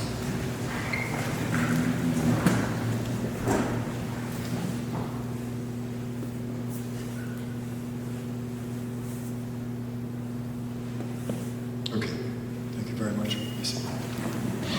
Now on to, very quickly, this is probably the shortest introduction I've ever done, to the core mission, old and new, of ABN. Formed in 1943 in the forests of Ukraine and restarted fully in 1946 in the post-war Germany, ABN's initial role was to speak on behalf of nations specifically trapped in the Red or Bolshevik version of the Russian Empire, which was called the USSR. After Churchill's stirring Iron Curtain speech in the States, the ABN founders turned to include nations in the USSR's larger sphere of influence, what eventually was called the Warsaw Pact nations. And finally, into the mix in the late 50s, we included nationalist China, South Vietnam, and South Korea, because ABN sought to include all the nations globally threatened by the twin threats spawned by Bolshevism, the USSR and the People's Republic of China. ABN's ability to mobilize those nationalities mentioned, especially their various immigrant communities in the United States, using a lobbying group known as the American Friends of ABN, led eventually to the colossal breakthrough in the U.S. Congress in 1959, ultimately dubbed the Captive Nations Resolution. The resolution not only included countries that were in the broader communist sphere, but included the Soviet republics, i.e. touched the Russian imperial core, then in its red form. By including Idal-Ural, it even embraced nations trapped inside the so-called Soviet Russian Republic, inside the Republic rather than inside the SSR. The Captive Nations Resolution became a bipartisan weapon using the slogan, "The Last Prison of Nations," and also the slogan, "Evil Empire." During the high Cold War period in the 80s, with Ronald Reagan on the right, Henry Jackson on the left, and helped bring the collapse of the red version of the Russian Empire. The nations, earlier formerly designated Soviet republics, all managed to escape. Unfortunately, the Captive Nations Resolution and ABN's efforts left the job half finished. The rump of the SSR, the Russian Federation, quickly showed with its actions against the Chechen nation, particularly after 1999, with Vlad coming to power, replacing the drunk Yeltsin, what might be in store for the ethnoses left behind in the Federation. Initially, Russia's war with Ukraine, especially the last 4 years, when what was now called the KGB Blue Empire had reached into the non-Russian nationalities that bear the brunt of the hideous conflict, a new sense of what ABN could be has emerged. That fact and the increasing pillaging of natural resources of the non-Russian national territories seriously awakened a desire to finally free from bondage these nations, from Muscovite bondage. To consider this revival of the ABN, we have invited 5 individuals, distinguished individuals of their particular liberation fronts. I'd like to be able to introduce them and ask them to come to the front. The first is Iod Yoher, who's been a friend of ours for the last decade, has come to all our events. He's a valued friend, and in fact is a quintessential representative of the Cherkessian national activists. Second, Ms. Agul Leon, who I was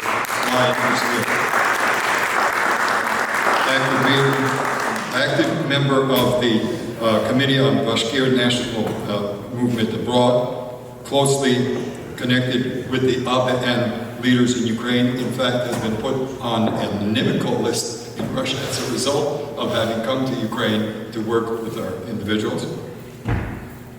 Then Ms. Marina Khankalayeva, the activist founder of the Movement for the Independence of Buryatia.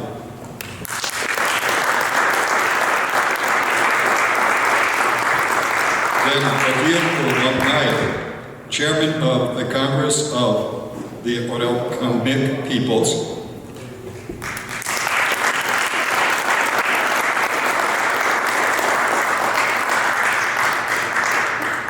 Ms. Asad Saab, Deputy Minister of Foreign Affairs of the Chechen Republic of Ichkeria. And I'm really proud of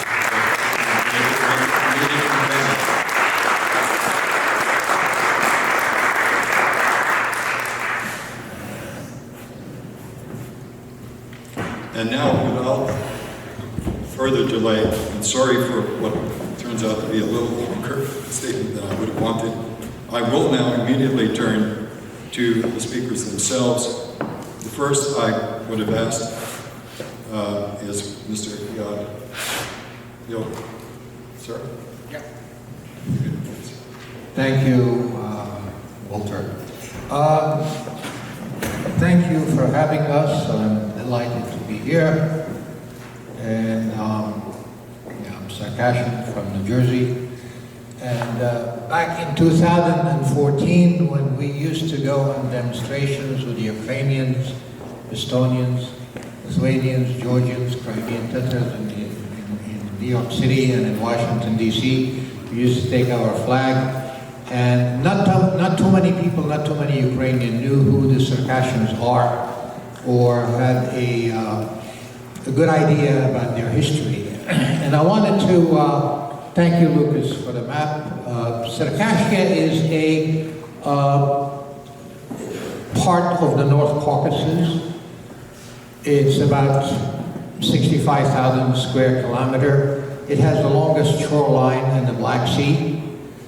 And with a population at the time in the 19th century of about 2.5 million people, they had been independent people. They ruled their own land. They are brothers to the Chechens, the English, and the Dagestanis. We share the same culture, same traditions, different languages, but come originally from the same origin in many different ways. So Russia wanted to have access to the Black Sea, to the warm water, to build their own naval capabilities in the Black Sea, to harass Arab nations. Circassia is in the way. They declared a war against Circassia. The war lasted for 101 years, and it was the longest war in many different ways in the histories. Circassian population lost about 90% of its population between expelled and killed, drowned in the Black Sea, but also the Russian Empire put in 2 million soldiers in the process. They could not defeat us. We went to Europe, we went to England, we went to France, we went to the Ottoman Empire. They did not give us the support we needed to have in order to protect the coastline of Circassia, to prevent the Russians from getting to the warm water. The coast of Circassia was lost, Circassia was gone, and the Russians started penetrating and building their own capabilities in the Black Sea, and that's where the Russian Empire increased its evilness in exponential way since then until now. And what we see in Ukraine today is part of this empire's evilness after they were able to become the empire that they had become. The population after that scattered throughout the world. Only 10% of Circassians remain in Circassia. If you would look at the green light here, at the green color here, that used to be the population of Circassia. Today it's less than 10% of that in the North Caucasus. The rest of them are in Turkey, Europe, Israel, Syria, Jordan, and the United States. 90% of our people are outside our motherland. I am a fourth generation Circassian living outside Circassia. My great-grandfather actually, they were expelled to Bulgaria, from Bulgaria to the Ottoman Empire, from the Ottoman Empire to the Middle East, first in Israel, then in Syria, then in Jordan, and then in the United States. So we have about 5 or 6 different generations who were moved from one country to another, but we kept the tradition, we kept the identity, and we are trying today to rebuild what is left of our nation. Russia's policy since the Tsarist time, since that time until today, passing through the Soviet Union, is Circassia without Circassians. They allow today people to repatriate and to live in the North Caucasus, in the Circassian territories that carry the valleys, the rivers, the mountains. Everything today is a Circassian name, but Koreans, Chinese, Armenians, Greeks, any nationality is allowed to go back and settle in the North Caucasus in our land, and we are not allowed to repatriate.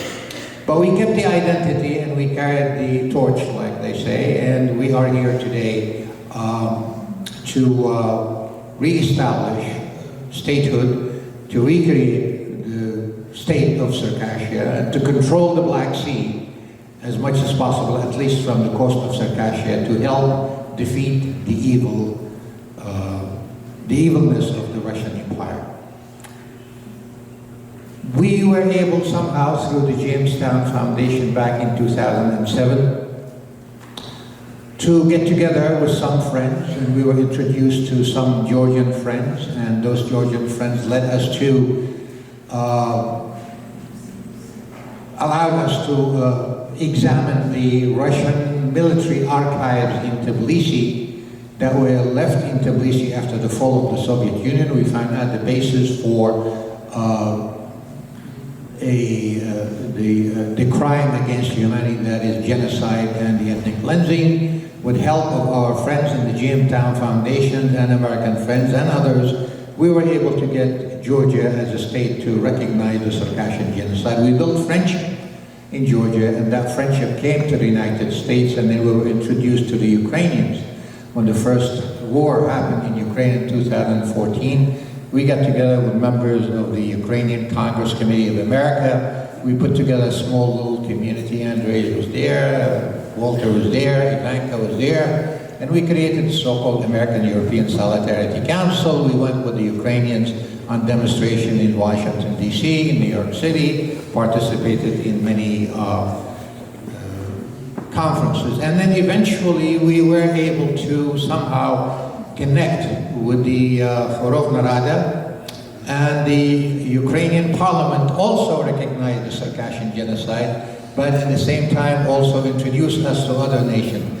Maria Mizyntseva from the Verkhovna Rada sent a letter to all foreign ministries of the world to tell them that, see what you could do to help Circassians. So today we are planning to be in Lithuania on December 17, where Lithuania is going to recognize, hopefully, the Circassian genocide.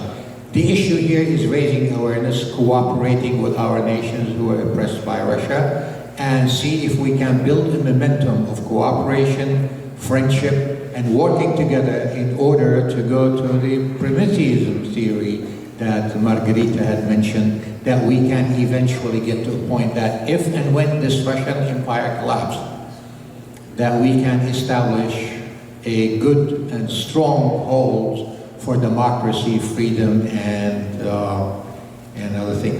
We went to Kiev at one time, invited by my dear brother, Prime Minister Ahmed Zakayev, the Prime Minister of Chechnya, the Republic of Ishkeria, and we put the idea in Kiev, actually, of creating an entity. We called it the North Caucasus Nations Committee, putting the Circassians, the Chechens, the Dagestanis, and the English all together to work in order to support as much as possible anyone who is suffering from the Russian aggression in Warsaw.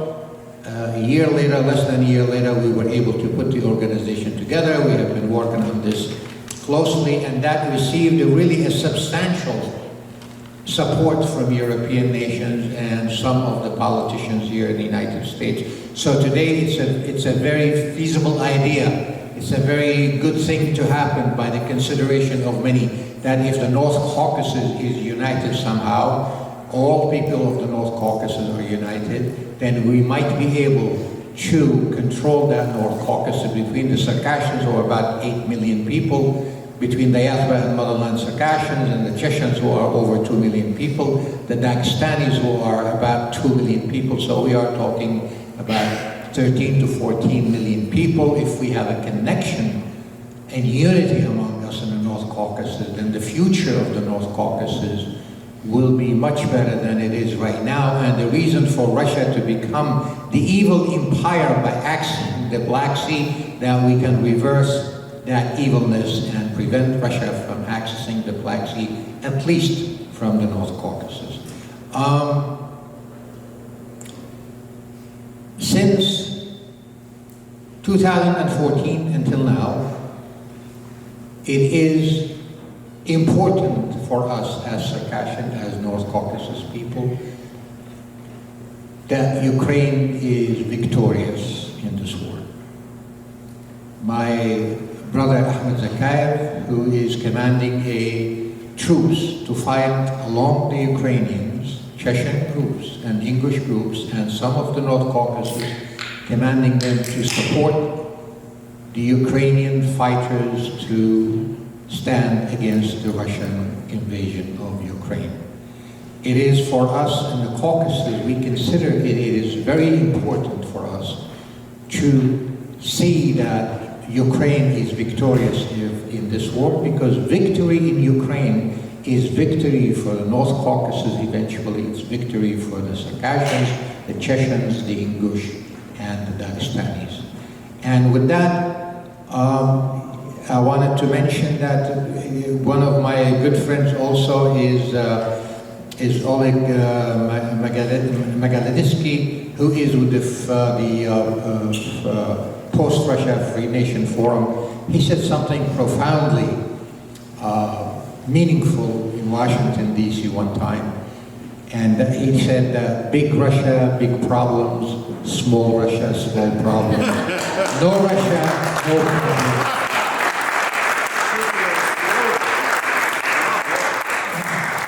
We Circassians, along with the Chechens and Dagestanis and the English and all people of the North Caucasus and all our friends, and that will include the Lithuanians sometime soon, our interest is that Ukraine wins this war, Ukrainians become free and independent. And with that, I'd like to conclude and thank you so much for giving me the time.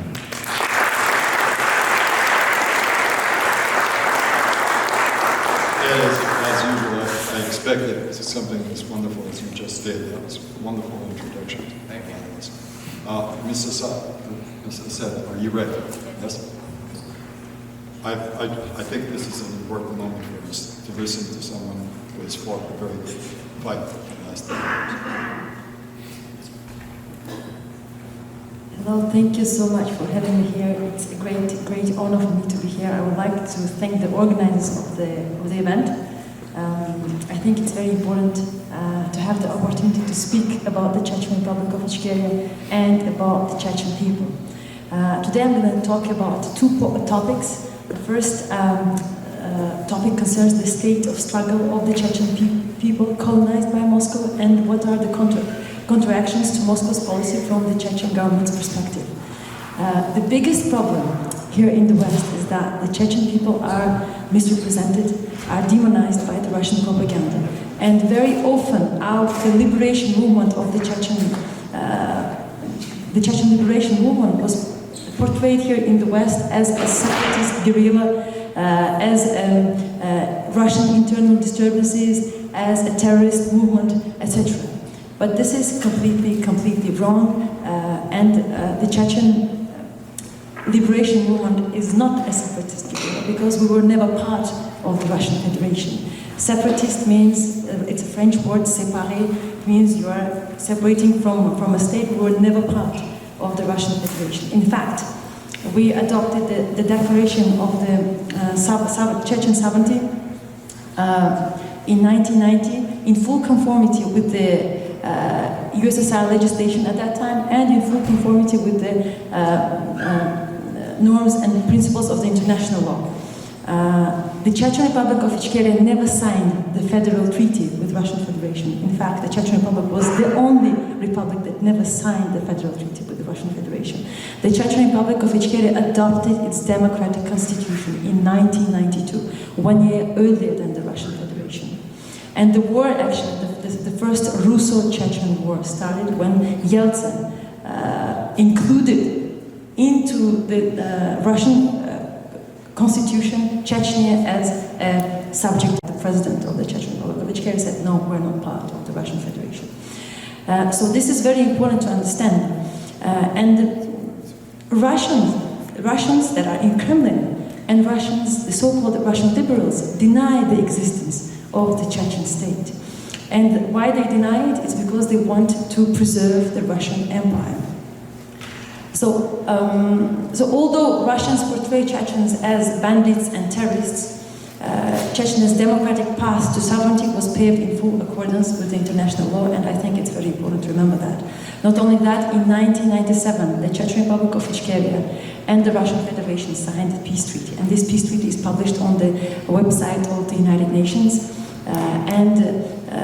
in this treaty both sides are identified as the subjects of the international law. In fact, a professor from Illinois University, Chicago, Francis Boyle, published a very interesting article that you can find easily on academic databases, that by signing the peace treaty with Chechnya, the Russian Federation de facto recognized the sovereignty of the Chechen Republic of Ichkeria. And he thinks, in this article, he's saying that he thinks that other states and other organizations international organizations should do likewise recognize the Chechen Republic of Ichkeria as a sovereign state. Of course, this treaty, the peace treaty, is the topic that the Russian liberals and Russians from Kremlin, although I find it a little bit difficult to distinguish them because for me it's the same, they try to hide the existence of this peace treaty. In fact, the Prime Minister of Chechen Republic of Ichkeria, Ahmed Zakayev, he wrote excellent books. The first one is The Subjugate and Exterminate, and the second one is Russia, Chechnya, West, from 2000 to 2006. And these two books are about all political processes that took place in Chechnya after the declaration of independence.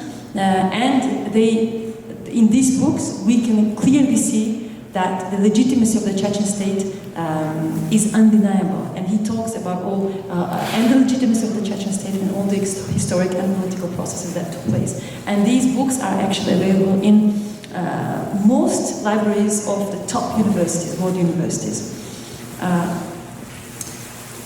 So, what is the state of our resistance in 2025, at this very moment? The government of Chechen Republic of Ichkeria is fully functioning. Our state has an official representative office in Kiev. The Prime Minister of Chechen Republic of Ichkeria, Ahmed Zakayev, spends most of his time in Kiev. The Minister of Defense is permanently based in Kiev, the Minister of Defense of the Chechen Republic of Ichkeria. The armed forces of the Chechen Republic of Ichkeria, led by Commander Abdul Hakim Ajiyev, are fighting in Ukraine against Russian occupiers. The Chechen volunteer battalions, the Sheikh Mansour Battalion and the Johar Dudayev Battalion, have been fighting in Ukraine against Russian occupiers since 2014. Recently, through the joint efforts of the Verkhovna Rada of Ukraine and the Chechen government, a conference was organized in Kiev where it was clearly stated that the Chechnya and the North Caucasus should no longer be viewed by the West as subjects of Russia, but as a key strategic actors essential for strengthening security in Eastern Europe. So it's very important to stop looking at the North Caucasus and at Chechnya through Russian lenses. Now, what are the counteractions to Moscow's policy? There is one very important thing. Putin came to power by using war in Chechnya. Chechnya is the Achilles heel of Putin's regime. If Putin had been stopped in Chechnya 20 years ago, there would be no war in Ukraine today. To end Putin's regime, it is important to address the root of the problem, and the beginning of the end for Putin starts with the recognition of Chechnya. To weaken Putin's regime, the West must recognize the occupation of the Chechen Republic of Ichkeria, as Ukraine recognized in 2022. Western countries should recognize the Chechen government, led by Ahmed Zakayev, as the only legitimate government. And it would be also very important to recognize the Chechen passports and the passports of the Chechen diplomats.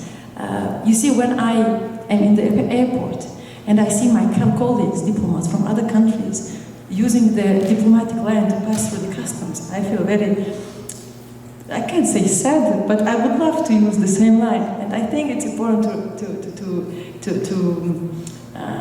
to recognize the Chechen Republic of Ichkeria, because we have fought for it for 30 years, and we have proven to the entire world that we don't want to be part of the Russian world, and we don't want to be part of Russia, and we're not Russians. Also, very important point, talking about Russian liberals. Russian liberals play a crucial role in promoting the Kremlin's imperialist policy of subjugate and dominate. They seek to preserve the status quo of the Russian Empire. They refuse to engage in debates or discussions about the independent Chechen state, which clearly shows that they too have an imperial agenda, and I urge Western countries not to accept the imperialist vision promoted by Russian liberals. When Western countries make decisions about policies concerning Eastern Europe, I think it's important to include the Chechen government in these discussions. We're open to debates with the Russian liberals on the legitimacy of the Chechen state, and we're ready for public debates. So far, Russian liberals have been promoting an imperial agenda that grants democracy for Russians and colonialism for non-Russians. In other words, in the more vulgar way to say it, the entire cake is for Russians and nothing for non-Russians. This agenda offers no solution for Eastern Europe. Simply switching tsars in the Kremlin will not change the imperial nature of the state, and Russia will continue to pose a threat to international security. If Russian liberals truly want liberalism and democracy in Russia, they must open the debate about Chechen's independence and recognize the occupation of the Chechen state, and admit that Russia committed war crimes and genocide in Chechnya, because the Russia's crime is the Chechen genocide, and this is a hidden crime, and this is becoming, and they're trying to, the Russian liberals are trying to sweep it under carpet as it never existed. And lastly, dear ladies and gentlemen, we're approaching December 31st, New Year's Eve. In Russia, it's a major celebration. In fact, it's the biggest celebration. 30 years ago, Russian authorities, in a very festive mood, in fact, the General Gorbachev declared that they would capture Grozny in 2 hours. But they were wrong. The battle began on New Year's Eve, 31st December 1994. It is considered as one of the worst humiliations in Russian military history, inflicted by a small force of lightly armed irregular fighters. A small group of Chechen fighters repelled the assault of Europe's largest army and shattered the Cold War's assumptions that had made Russia's armed forces among the most feared in the world. By one estimate, Russia lost more tanks in Grozny than they did in the battle for Berlin in 1945. The capital of Chechnya was subjected to heaviest bombing campaign in Europe since the end of the Second World War, causing enormous destruction and massive civilian casualties. And yet the Chechens did not surrender. We proved to the world that we do not want to be part of the Russian world, and that we're different. We believe in democracy and freedom, and the Chechen constitution, adopted in 1992, remains an essential pillar of the Czech Republic's democracy, shaping our values, ideals, and national identity. We're not Russians, we do not want to be part of Russia, and we do not recognize Russian authority. May the year 2026 be the final year of the Russian Empire.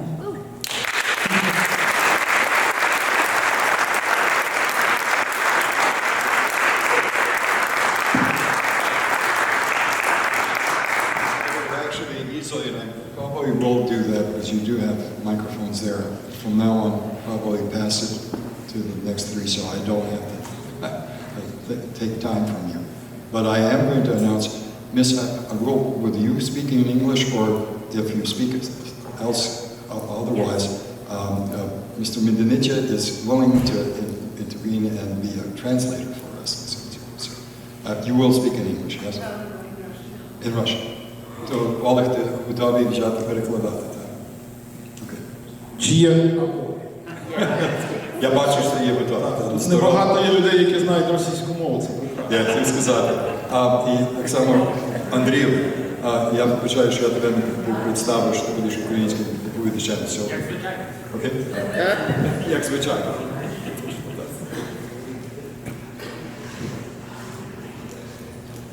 Yes, go.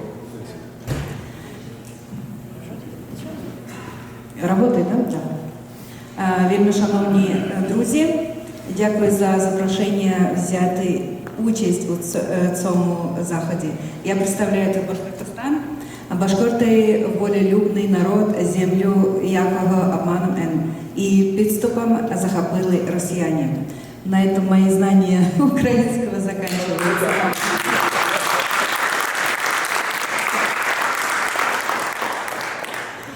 И я бы хотела рассказать про ситуацию сегодня в Башкортостане. Я би хотіла розповісти про ситуацію, яка склалася в Башкортостані. Если вы знаете, Башкортостан был оккупирован около 500 лет назад Российской империей.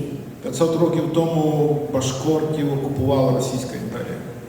И после этого около 300 лет башкорты вели борьбу против этой оккупации за свою свободу. 300 років вони вели боротьбу за волю свого народу. Последние большие восстания против Российской империи башкиры провели в конце XVIII века. кінці 18 століття останні збройні виступи башкир проти Москви.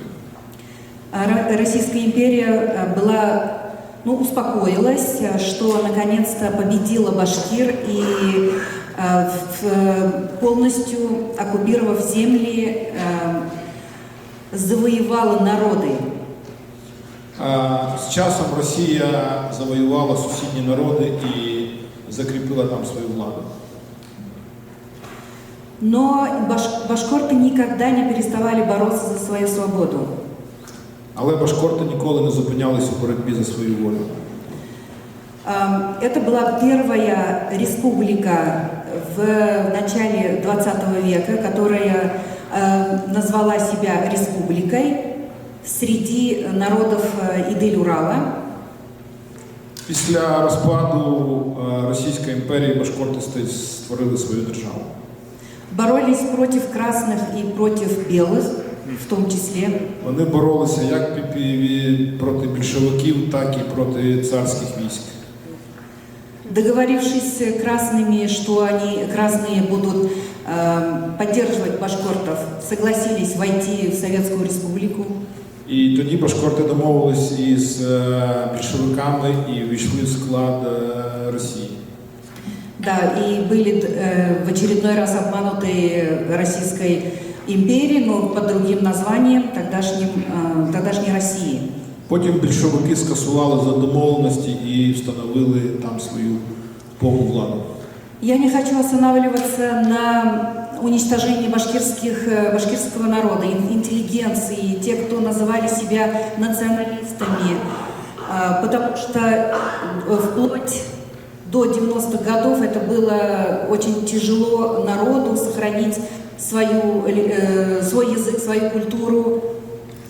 Потім більшовики знищили всю башкирську інтелігенцію, всіх, хто виступав за державну самостійність башкирського народу, і були масові репресії.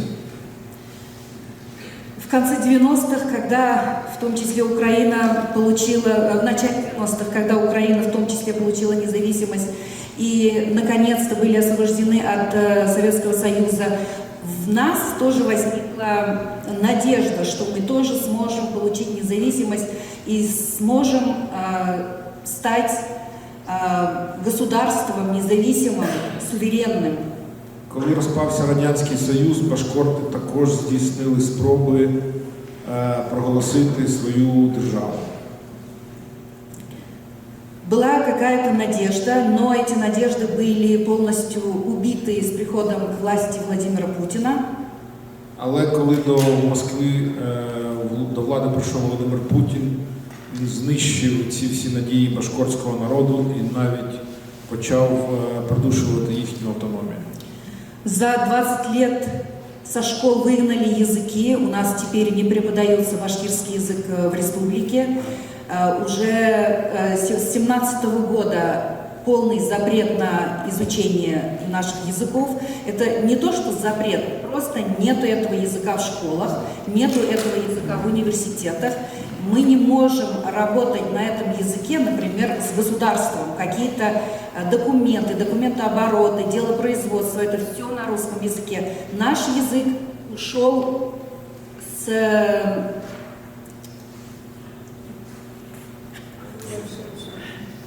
радаров. Ну не то, что с радаров даже, с обихода, с народа нету теперь. Ты можешь говорить и работать только на русском языке. Росіяни звузили сферу вживання башкортської мови. Вони позбавили можливості башкортів вчитися на рідній мові в університетах, в школах, повністю видавили башкортську мову з діловодства. Тобто вони системно і постійно звужують сферу впливу башкортської мови.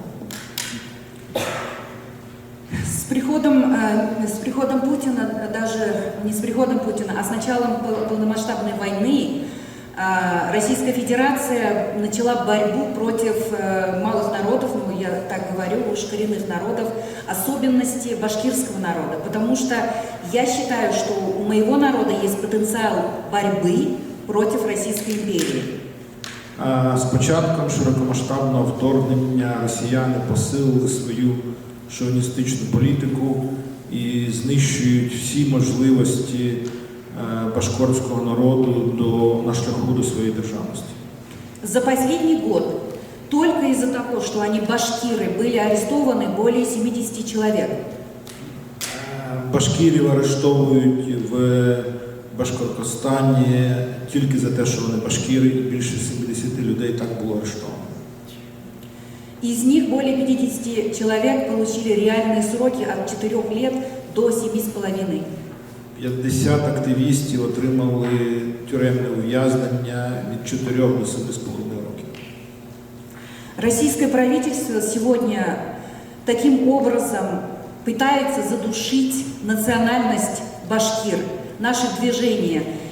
Сегодня они не только внутри России давят башкир, они пытаются давить на нас, кто за рубежом борется за свой народ, за свою республику.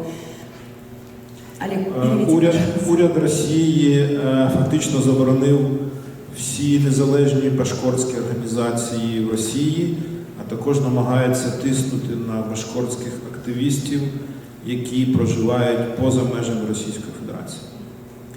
Я хочу просто на примере показать. Наш руководитель комитета башкирского движения в данное время террорист-экстремист, его брата посадили, и на него открыты 5 уголовных дел. Благо он находится за пределами Российской Федерации. На лідера башкортського спротиву Руслана Габбасова здійснюється системний тиск, і його брата посадили в тюрму тільки за те, що він його брат.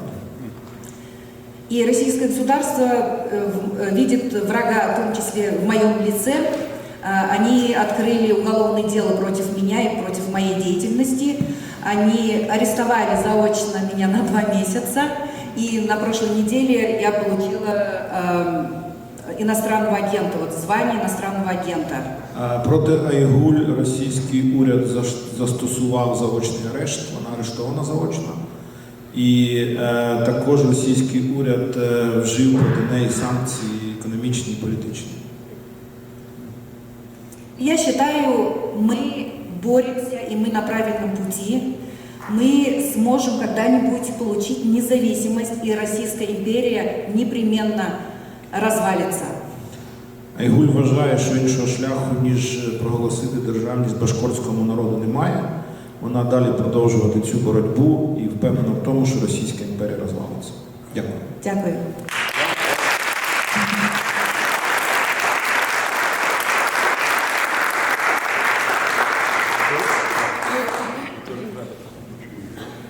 Good afternoon, шановні учасники, distinguished and respected guests and honored speakers. I'll try to speak English, but if I will have some troubles, I'll ask to help me, dear Oleg. Some words about connections and historical cooperation between Ukrainians and Kalmyks, Oirats. We together participate in the war against Polish state, Reich Pospolita, in the 60s of 7th century. We together captured with Black Sea Kazakhs, Odessa, Khachbey, together. A big, not little diaspora of Ukrainians lives in Kalmykia after Holodomor of 30s. And in the time of the Soviet Union, all Kalmyk oil refined in Drogobuch. Yes, we have historic connections between us. It's necessary to say about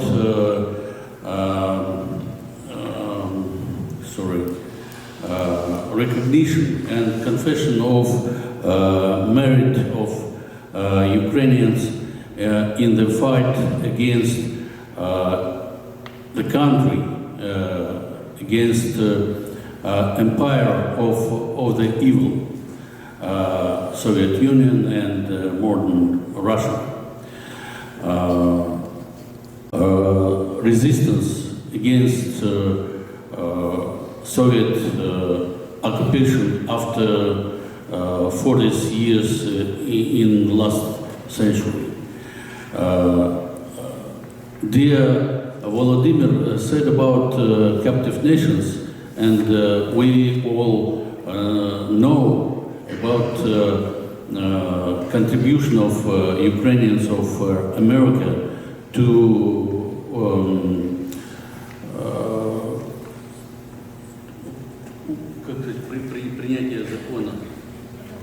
adoption of the law of captive nations in 50s, 20th century. Ukrainian and Ukrainians made a big contribution to the understanding of real, true nature of the Russia, of the Soviet Union in the circles of American and widely Western journalists, experts, and politics. Ukrainians destroy the myth about invincibility of Russian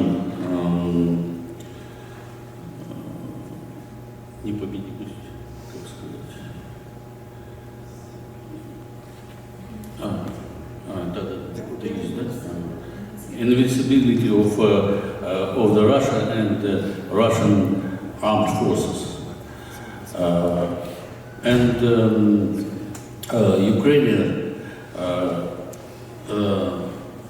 alone, there is a lone state and nation that adopt our peoples in Russia and our right on freedom, liberty, and independence. Now, I'd like to ask you to unite and to reach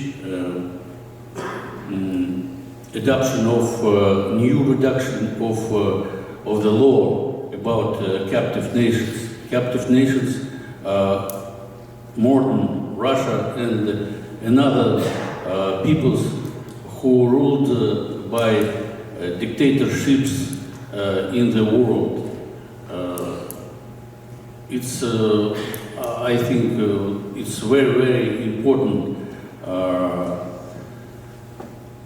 aid task because we need in lower basement in the fight against Russian dictatorship of Putin.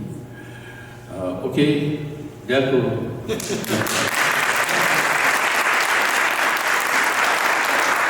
Я лише два слова додам. Безпосередньо перед приїздом сюди я зустрічався із бійцем Збройних сил України Ердемом Тікеєвим, який сам за національністю є Ойрат-Калмик, і разом з іншими ще деякими своїми друзями вони воюють в складі Збройних сил України. Уявіть собі, такий невеличкий народ, як Ойрат-Калмики, знайшли можливість, щоб їхні сини воювали за свободу України. Дякую.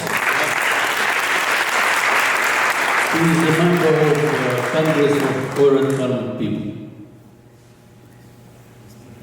Good afternoon. My name is Marina Khankhalayan. I represent Movement for Independence of Buryatia and Committee of Independence of Buryatia.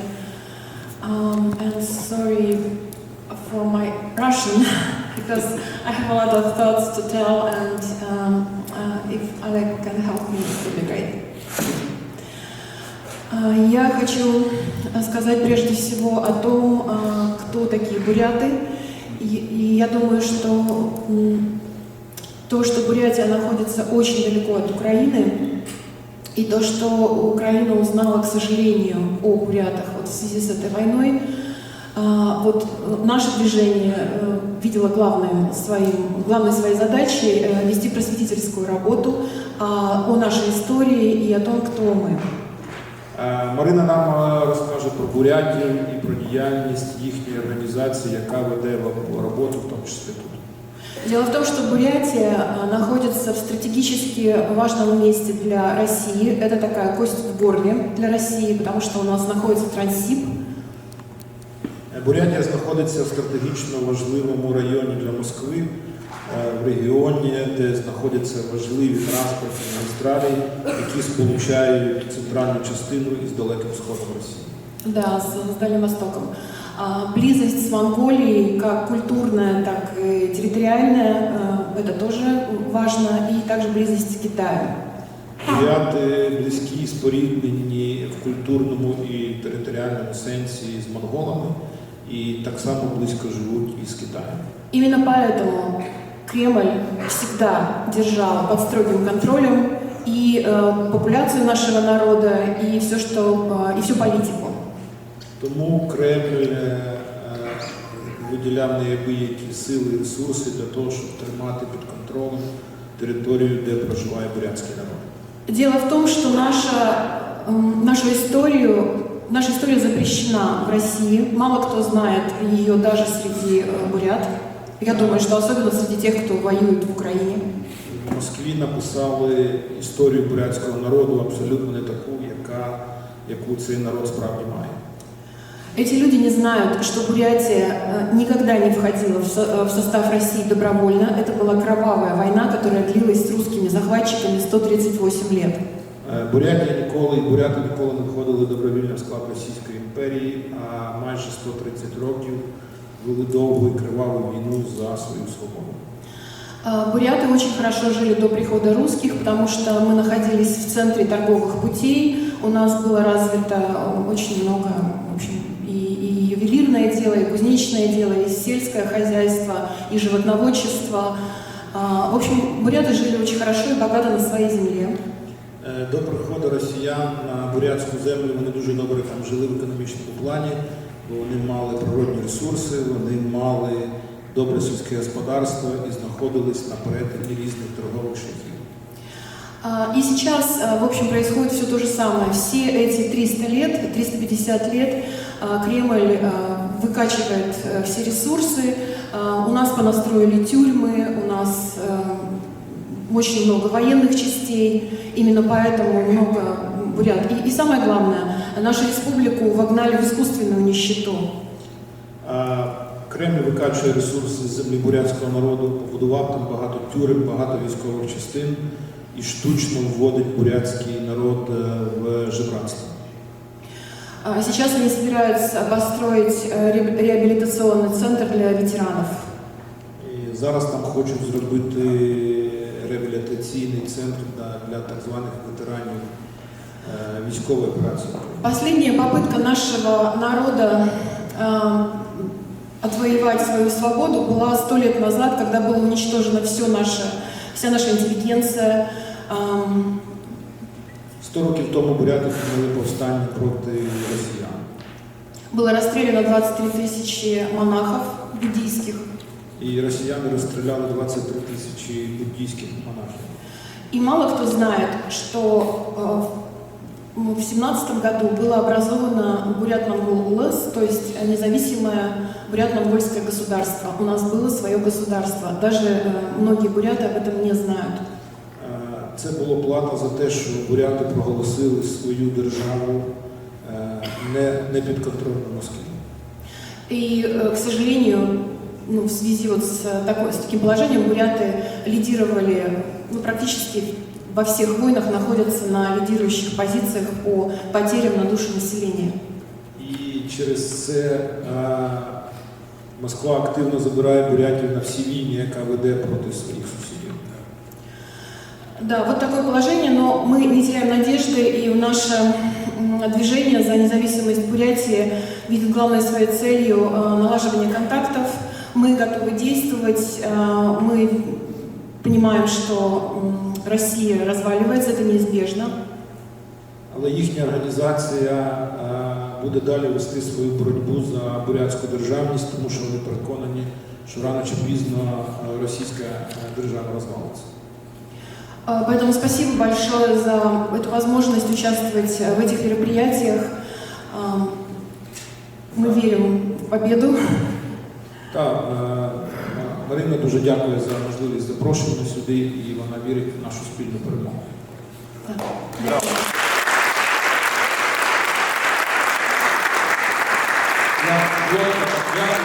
лише додам два слова. Ви можете знайти просто блискучий виступ Марини на сесії малих народів при Організації Об'єднаних Націй, де вона дуже детально пояснила з трибуни ООН в Нью-Йорку, як Росія знищує бурятський народ. Це просто, коли я побачив цей виступ, це просто для мене, я подивився зовсім по-іншому на бурятський народ. Дякую.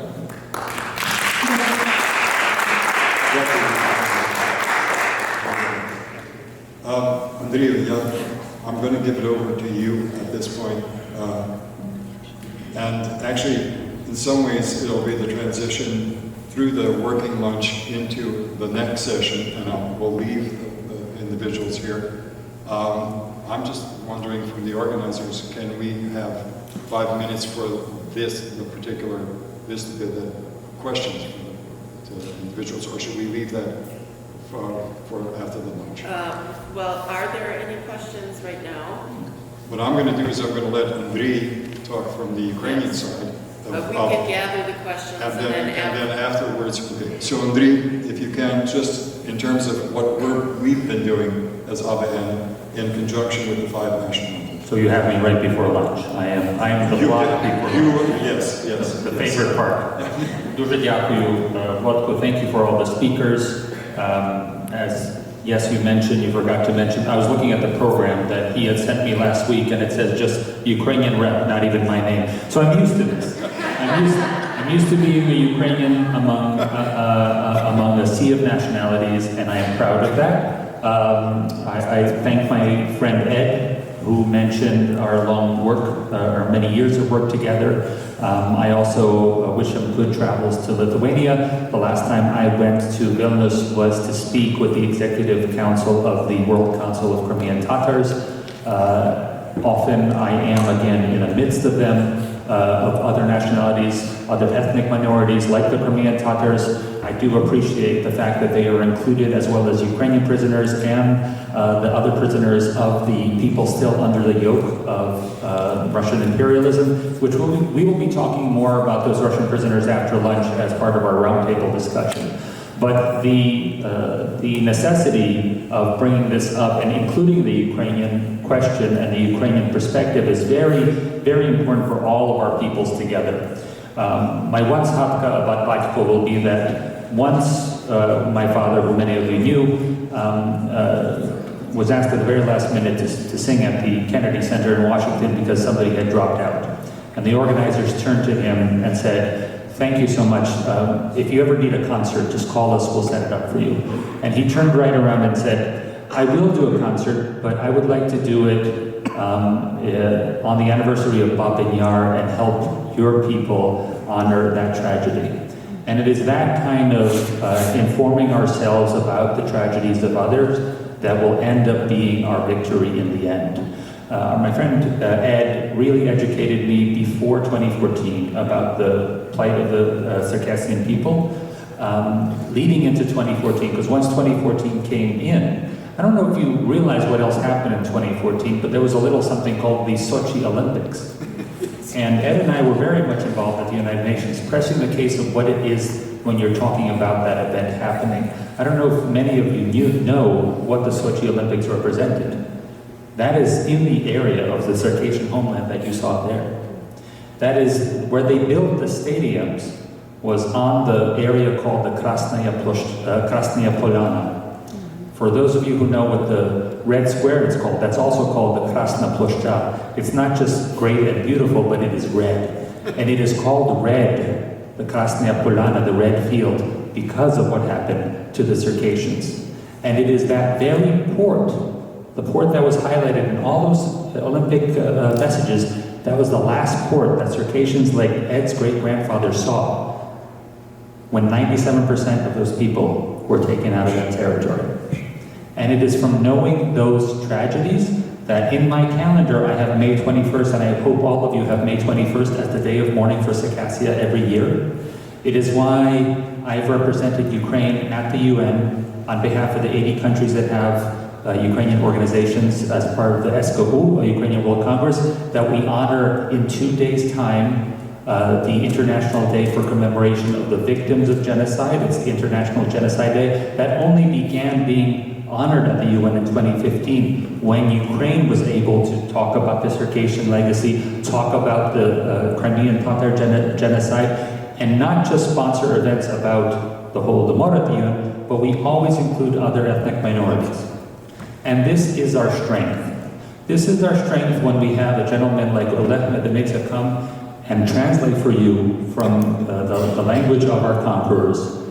It is our strength because looking at, when you saw that video about how ABN was formed, and you see Oleg as the president and executive director Oleg Verbitsky, both members of the Organization of Ukrainian Nationalists.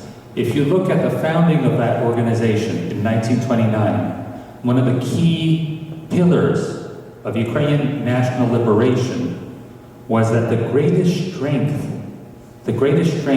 of a nation is its inherent ability to transform and gain strength through a diverse ethnic population that will constantly transform.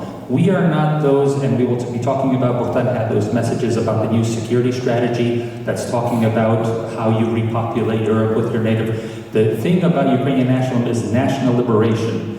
And we are gathering different peoples together with us, whether we are one country, Держава, but we're talking about getting those different nationalities to understand the intrinsic thing that a professor once was trying to define what being a Ukrainian ethnicity is.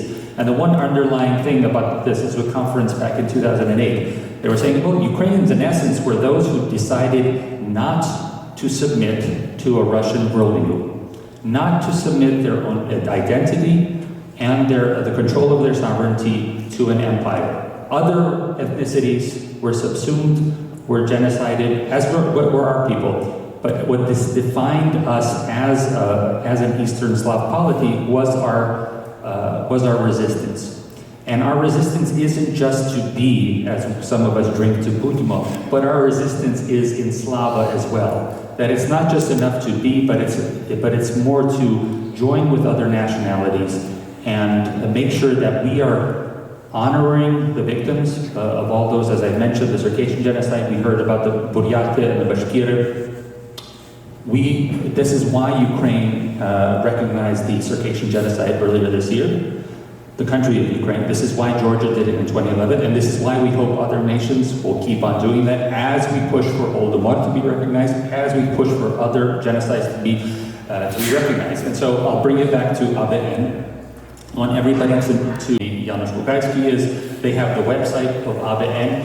It is important for ABN that people visit this site throughout the world because anytime anybody from around the world visits it, it affects the algorithm. So I implore, I I ask and invite you all to log into the website or follow them on social media, not to see them every day, but make sure that your IP address from the United States and other countries are visiting this site so that we can increase the story. Because what ABBA-N does is not just tell the story of Ukraine. ABBA-N tells the story of all these nationalities and crucially puts it out in the Russian language on Telegram and on their website so that at least there's an account of what's happening to these people in the Russian language so that somebody within that empire keeps reading it at some point. And so this exhibit, which Oleg has taken across Europe, it's been across Canada and the United States, the numerous cities. We've had it outside the United Nations as well. But it's not just this physical exhibit, it's the online resources that the ABBA-N project is about. And I implore you to make that a part of your advocacy.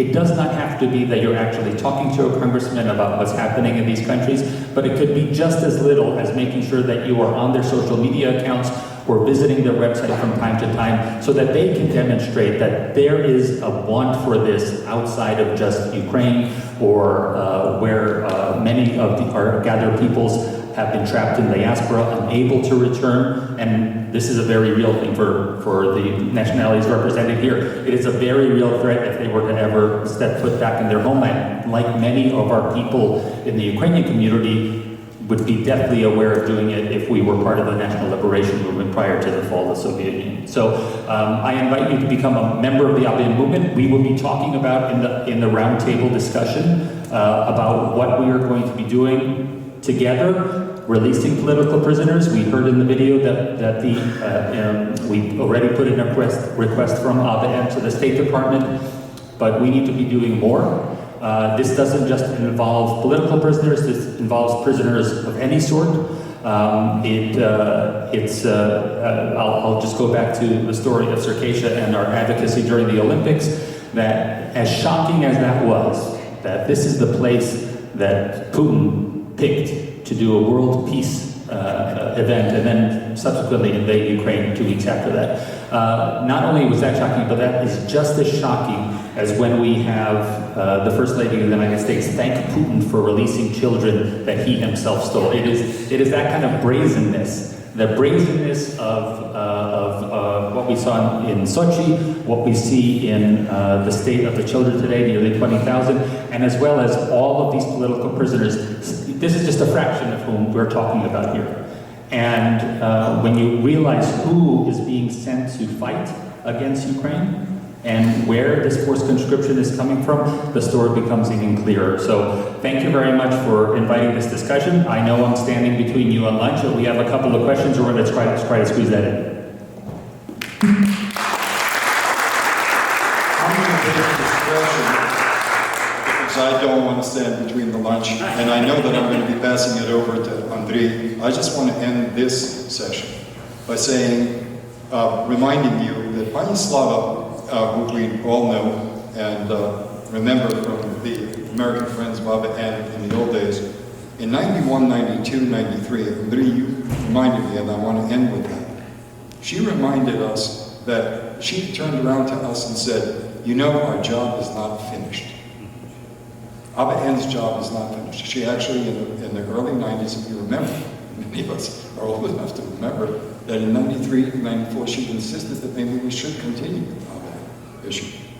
We eventually neglected it because we went on to what we thought were bigger and better things. But the fact is, we were reminded of that, and Oleg is here. I remember he was in translation, but Oleg Medvedev was with us in Washington. And Andrei, you may have been, I know that Nicola was with us, and Luke Coffey started it, but we went to Margareta and Janusz, and we went to Len Howard, in fact, and we went to all these, and they said, Jesus, didn't you realize that the job is only half finished? And I now realize that that's basically what we're doing here. And let me warn you that you're bringing on a hell on yourself. You know there's going to be a lot of disinformation about all the work that ABBA-N does. But you're doing holy work.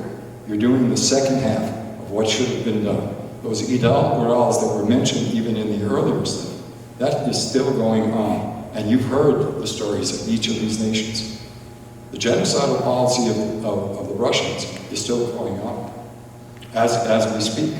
And so, in effect, man, we really do have to, we have to come together and embrace our friends. Thank you, Andrew, for all that. We really do, because they really deserve it. And with their freedom will come, ultimately, our freedom. Because we will finally have, as someone said, no Russia, no problem. So with that, lunch, okay? A little bit of lunch. We will now move into our roundtable discussions, focusing on some of the most urgent issues facing nations still under Russian influence. We will discuss freeing political prisoners being held in the Russian Federation, holding Russia accountable for its war crimes, advancing a new captive nations resolution calling for the dissolution of the Russian Federation, and ensuring that policymakers and influential organizations in Washington, D.C. and Ottawa know about the rights and aspirations of all nations under Russian threat.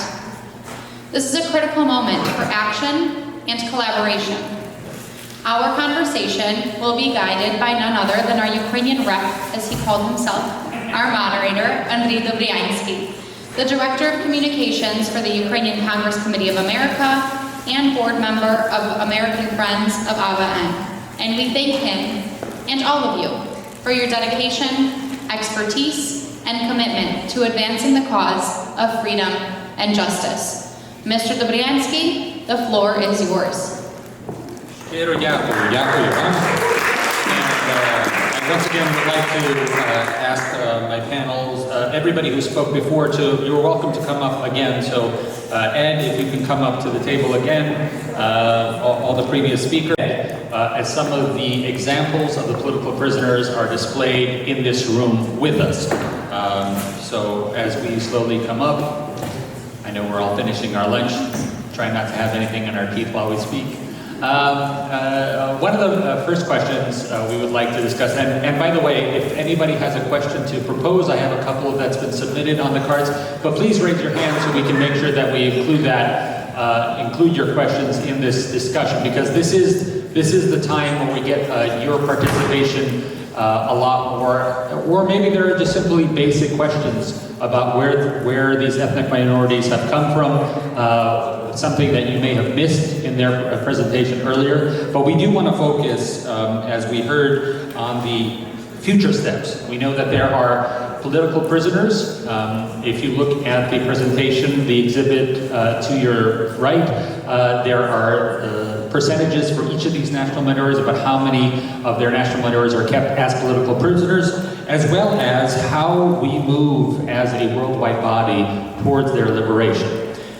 So first and foremost, I would like to talk about the prisoners that are currently under Russian occupation. As you saw in the AVN film, and this is available on AVN's YouTube page, so you can share that as well if that's something that you have the ability to do on your social media. It's a very short film, as we all watched earlier. It's been shared tens of thousands of times around the world. It's been translated into numerous languages as well. But the important thing about it is that it focuses and it highlights some of these names that are with us on this presentation. So our first discussion for our panelists is when we are talking about political prisoners who are currently in prison in Russia. What percentage of these people are people who speak out specifically against this imperialism, and what what is the disparate nature, the percentages of national minorities versus ethnic Russians who are currently held in prison? If anybody can answer that question for the panel, yeah. Oh, yeah. What's the question? Hello. Yeah. I can speak from the Chechen perspective. Yeah. The human rights violations in Chechnya is a common practice. Anyone actually who speaks against Russian regime, against Kadyrov, is either kidnapped or killed. And we have many examples. Even people that criticize softly the Russian regime are killed or kidnapped. And the unlawful killings is a very common practice. Putin, when he appointed Kadyrov, he allows to Kadyrov to use any means to control the Chechen Republic. And the moment when Putin won't be in Kremlin, there won't be Kadyrov and there won't be this continuing practice of violation of human rights. So it's very important to recognize that Kadyrov is not a Chechen phenomenon, it's a Russian phenomenon, it's Putin's creation. And we have a lot of cases, like Khomashov, a teenager, 16-year-old teenager. He was killed, his body was displayed in the public area, and Kadyrov was sending the message to the people. Look at this young man, look at his body. This is what is going to happen to you if you continue to criticize the Russian regime. Zarema Musaeva, this is a famous case where a lady with health problems is held completely in an unjust way, held imprisoned because of the activities of her sons. And also, Kadyrov sending the message, all those who dare to speak against Kadyrov, their relatives will face the same fate as Zarema Musaeva. Another case, Tip-Surkaya, a young teenager who was a blogger, he was kidnapped because he criticized Kadyrov's mother and sister, who represent, the luxury life of Kadyrov and who represent the image of Kadyrov. This young man was kidnapped, unhumanly tortured. I can't even describe how he was tortured. And then later he was killed, 19 years old, Tip-Surkaya. So these practices continue in Chechnya, and I have to admit that this is not the Chechen phenomenon, this is the Russian phenomenon brought in. And killing civilians, killing opposition leaders, killing activists is a Russian practice. The Putin regime murdered 5 presidents of the Chechen Republic of Chechnya. 5 presidents. And even in my personal case, my father, the Chechen poet Mahmoud Abdullahi, was kidnapped by Russian soldiers in 2000, and he is considered missing since 2000. And he was a poet. He was not a warrior. He defended the idea of the Chechen state. He wrote articles about the Chechen state. And this scenario, unfortunately, is continuing, and it's going to continue. And the problem is that what has been done in Chechnya for the past 30 years, all the methods that have been worked out in Chechnya are now transferred to Ukraine. And Bucha is today's example of what happened in Stary Atagi, in what happened in Samashki, where in Aldi, where Russians massacred civilians. The kidnapped Ukrainian children today, it's an echo of the children that have been kidnapped in Chechnya. It's an echo of the children, 42,000 Chechen children that have been killed. There is Valeria Novodvorskaya. I think that she is, I think, the only Democrat that ever existed in Russian history. And I respect her. She said in one of her interviews, no one gonna forgive us what we have done in Chechnya. 42,000 children were killed. She admitted that. And we will have a time where our children, meaning the children of Russians, will have to deal with the grandchildren of Chechens. Because no one will forgive that. So unless we stop Russia, this suffering going to continue. And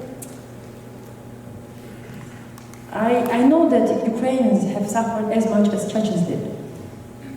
I know Bogdan asked a question earlier to Margarita about the new national security strategy that many of us have been sharing online, on social media, that the United States released and that the Secretary of Defense talked about yesterday at the Reagan Defense Forum, which specifically states that there will be an understanding with Russia, an understanding about dominions and spheres of influence. And what you're saying is that we, the rest of the world, did not react to what happened in Chechnya over the last 30 years, and that has come to roost. In Ukraine, you said Bucha specifically, the parallel. If we don't deal with Chechnya back then, this is, or Grozny, or what happened, this is what happens in Bucha. But when we hear Chechnya on the news, or Chechens on the news specifically, we hear about foreign fighters coming into Ukraine, as well as African countries and others. And again, you're talking about that as a Russian formation. Kadyrov is a Russian formation. Again, this speaks directly towards what the United States policy was just announced, that we can come to an understanding with Russia. But if we come to an understanding in the 90s and the 2000s, the chickens will come home to roost. So thank you very much for that explanation. We can ask one more. You know what is the Russian specificity? That Russians, they find the victim, they torture the victim, they kill the victim, and then they blame the victim. It's their fault for what happened to them. And I think this is important to remember, that the Russian way of dealing with people is not a human way. Thank you. One of the questions that keeps on being repeated, so as much as we can say, if the panelists can, you don't all have to say it, but if you can speak a little bit more, as we heard from Aset, about the political prisoners that currently exist back in their homeland. Any circassians that you can mention, please? Yeah, political prisoners from the North Caucasus at large is something that happens today to the Chechens more than anyone else, but also in the Circassian territories it does happen. With the Circassian territories, there is a feeling among the Russians that the Russians would like to do more. They would like to kidnap people, they would like to kill people, but with Circassians, 90% of their population are in diaspora, about 5 to 6 million in Turkey, about between Syria and Jordan and Israel, about 500,000, and the big mouth Circassian Americans here in the United States, that every time something happens, we coordinate things, we expose things. So Russians are really afraid to do something in the North Caucasus territories, and they find us in New York City, in Washington, D.C., coordinating demonstrations in Turkey and every place. But they still do it. I will give you an example. We had a young man at one time who was in Moscow in a restaurant, and this is during the war, recently, he decided to go and play a Ukrainian song. Before you know it, police came in, they arrested him, he ended up going in political asylum in Turkey, and eventually he ended up here in the United States.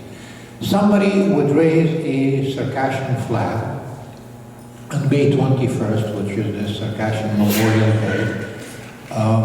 They would tell them ahead of a time that you are not going to display flags. So the Russians know us very well, and we know the Russians very well. The majority of the North Caucasus today are Russians, 60% of the population of Russian, the rest are the Circassian, the Karachais, the Balkar, and other people. Circassians are defined in a way that they would go on May 21st, they would hold a demonstration in Nalchik, and they will raise thousands of Circassian flags. And this is Nalchik, and this is Russian territory, this is part of the Russian Federation. Not a single Russian flag was allowed to be raised. And they came in a couple of days later and they arrested a couple of guys. One of the organizers came in. He happened to be a Circassian who was born in Syria, went back to the Caucasus, lived in there. We know the fact. Circassians, just to give you an idea, we are a family-based nation, meaning that I have from my family members today in Turkey, in the Caucasus, in Syria, in Jordan, and Israel.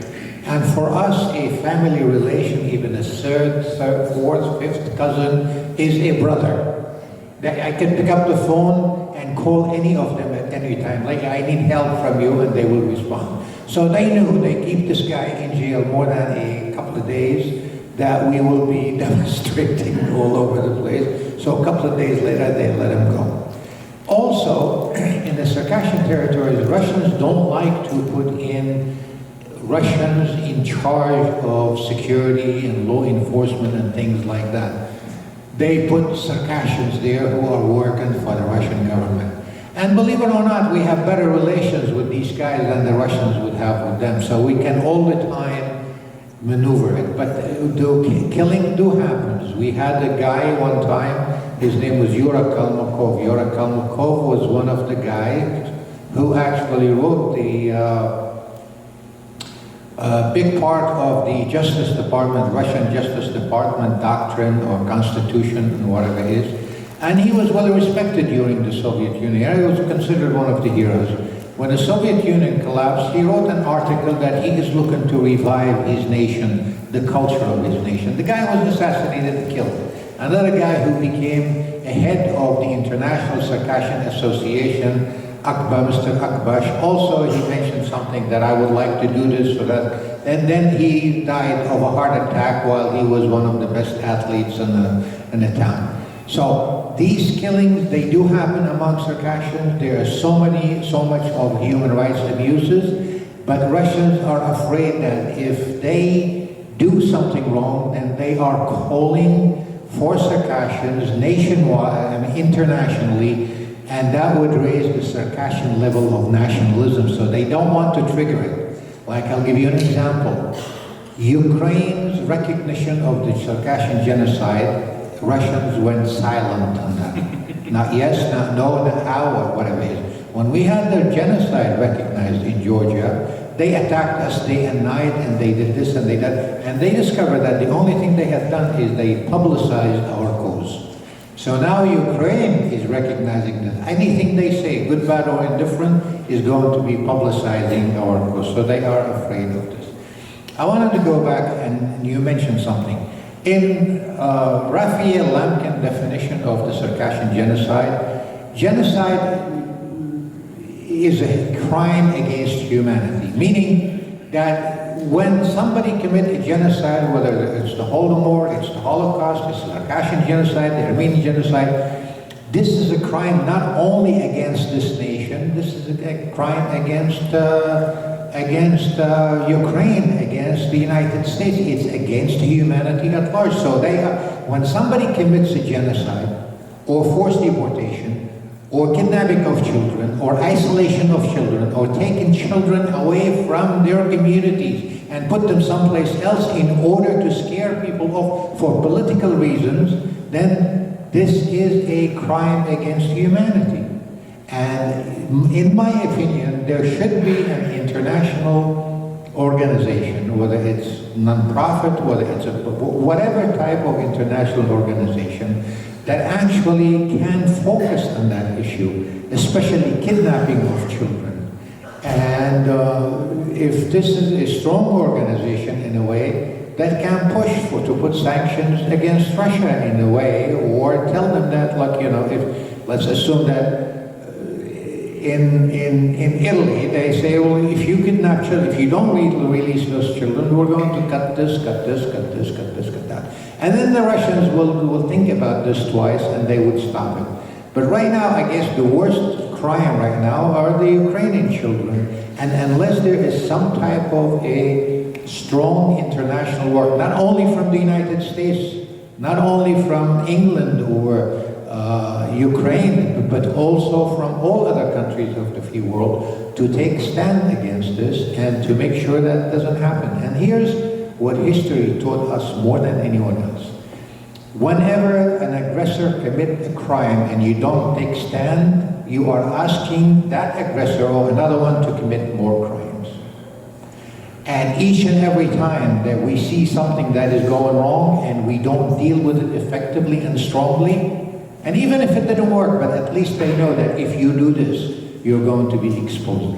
So in my opinion, that unless this is a time, especially during the Russian war in Ukraine, is for the international, the civilized world to put together some type of organization that can focus specifically on the issue of kidnapped Ukrainian children.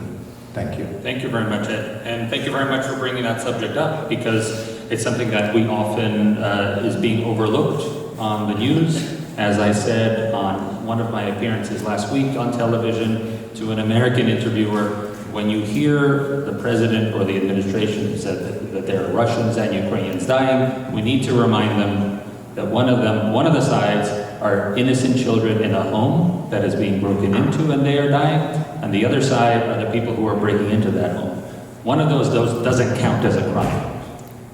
And that's the innocent children. And I wanted to also add, the young guys that I was talking to them before, Jury, I believe, and the other ones, they wanted to put effort together to have some type of a youth committee. Mm-hmm. This is something that you young guys should be doing. That we are the young people, the young American Ukrainians here in the United States who are going to build some type of momentum to prevent kidnapping of children. These are children probably of a few years younger than you. When people see young people addressing an international crime, people would listen to it. Much more than when I go and give a speech in Washington, D.C., or Andre give a speech in New York City. When young people are reacting to this in an organized way, it attracts a lot of attention.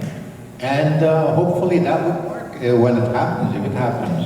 If there's anybody else on the panel that would like to speak about the personal political prisoners right now, if we could, пан Олег, чи ви можете перекласти? Пан Олеже? Дякую.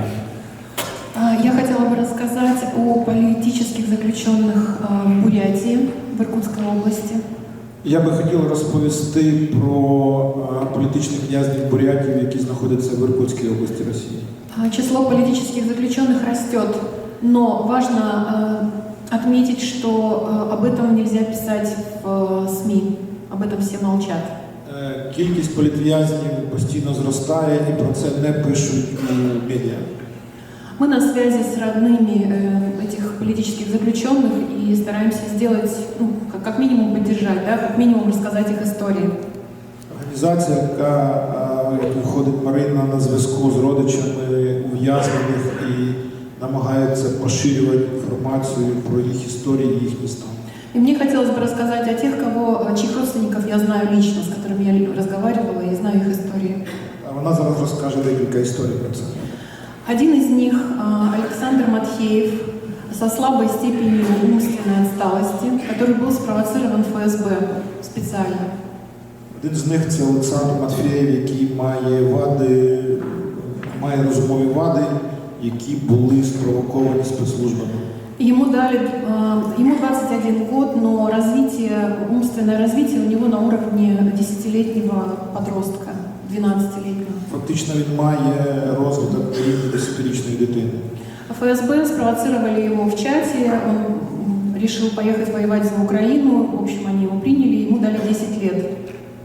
Його спровокували в соцмережах, і він написав, що він хоче їхати воювати на Україну, і йому за це дали 10 років ув'язнення. Еще один заключенный Алексей Бадмаев, которому тоже в тюрьме уже исполнилось 20. Олексію Бадмаєву, ще одному політв'язню, в тюрмі виповнилось лише 20 років. Учился на факультете в Иркутске, на факультете кибербезопасности.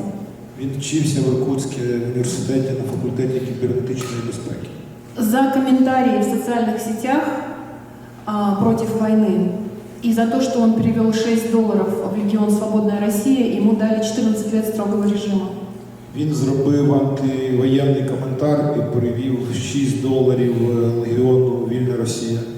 І за це йому дали турецький срок. Его родителям не дают с ним свиданий. Його ізолювали від зовнішнього світу, від батьків. Не передают ему писем, хотя для него это очень важно. Вот письма поддержки очень важны. Не передають будь-яких кореспонденцій.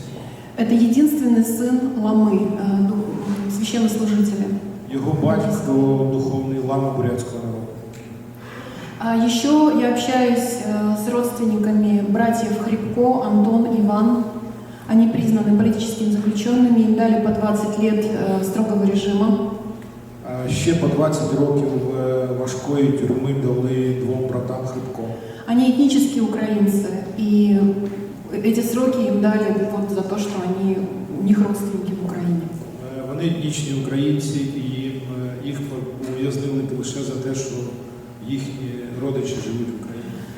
Также я хотела бы вам рассказать историю Руслана Зимина, он из Усть-Илимска, человек, у которого не было военного билета, из-за этого он не мог найти работу. Руслан Зімін із Усть-Илимська, у нього не було навіть військового квитка, його не влаштовували на роботу, бо в нього не було військового квитка. У него, по-моему, сахарный диабет, в общем, у него тяжелое тоже состояние физическое, да. И когда началась мобилизация, его только что пришедшего из армии брата двоюродного, когда вот началась мобилизация, он пришел в военкомат и выстрелил в военкома. Он его не убил. Нет, Руслан Зимин пришел в военкомат, потому что ему брату пришла повестка, да. Його брата намагали забрати на війну, а він прийшов у військкомат і вистрелив у офіцера російської армії. Да, и за это ему тоже дали 20 лет. І він отримав 20 років. У его мамы нет практически поддержки никакой, но мы на связи, и мне кажется, это очень важно поддерживать их, потому что их мамы сидят, в общем, вместе со своими детьми, конечно, очень переживают. І Марина, їх організація намагається підтримати родичів і самих ув'язнених у російських тюрмах. Все. Thank you very much. Thank you very much. This is why we get to gather together, because without understanding these personal stories from people's lived experience, I don't know how it resonates any deeper than that. Does anybody else want to talk about political prisoners, or I have a follow-up question as well? Hiba, yeah, if you want to mention anybody from any specific political prisoners or the current plight of political prisoners, tak. Я бы хотела рассказать, в общей речи я рассказала, что около 70 человек были задержаны в январе 24 года. Айгуль говорить про ці 70 людей, які були затримані одномоментно у січні 24 року. У нас есть плакат Фаиль Алсынов. Это был день его суда. Тут на плакаті є Фаїль Алсинов, який сфотографований в день його суду. Суд специально проводился в маленьком городке башкирском Баймак. Суд спеціально перенесли в невелике містечко Баймак. Это далеко от центра Башкортостана Уфы, но тем не менее там собралось около 7 тысяч человек в поддержку Фаиля Алсынова. З усього Башкортостану башкири з'їхали в це невеличке село. Під час засідання суду 7 тисяч людей приїхало, щоб його підтримати.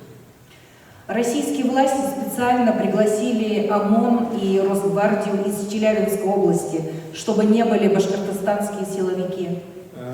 Росіяни перекинули з інших регіонів силові структури, щоб це не були ці силові структури з Башкортостану, де служили етнічні башкорти.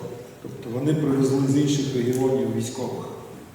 И сделали так, чтобы народ, который пришел в поддержку Фаиля Алсынова, как это называется, провокации устроили. И начались грубые задержания вот этих людей, которые пришли на тихую акцию в поддержку национального лидера. І російські силовики спровокували силові акції жорстко затримували мирних протестуючих.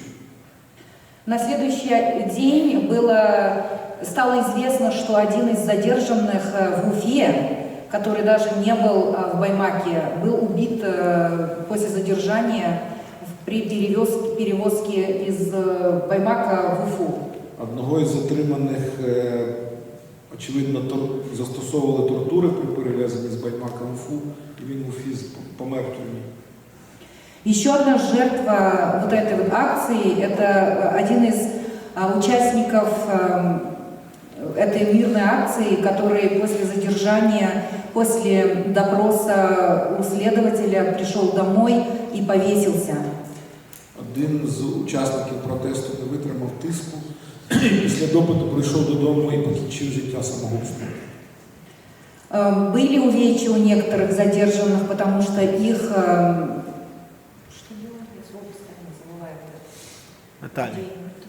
Пытали.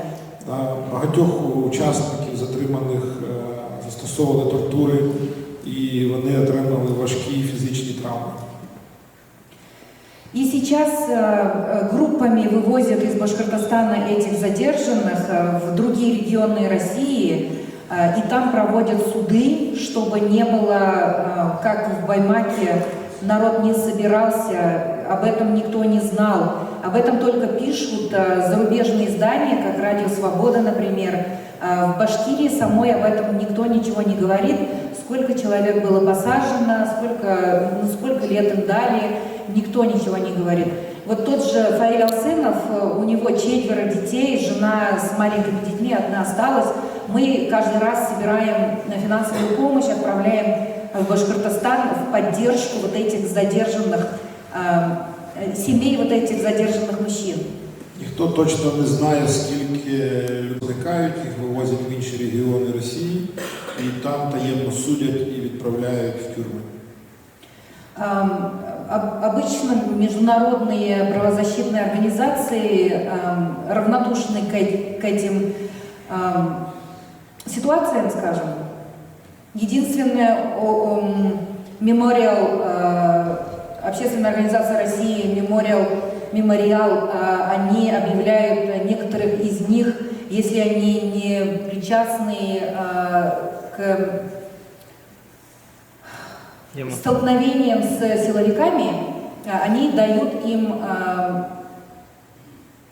имя, что ли, скажем так, статус политического узника совести.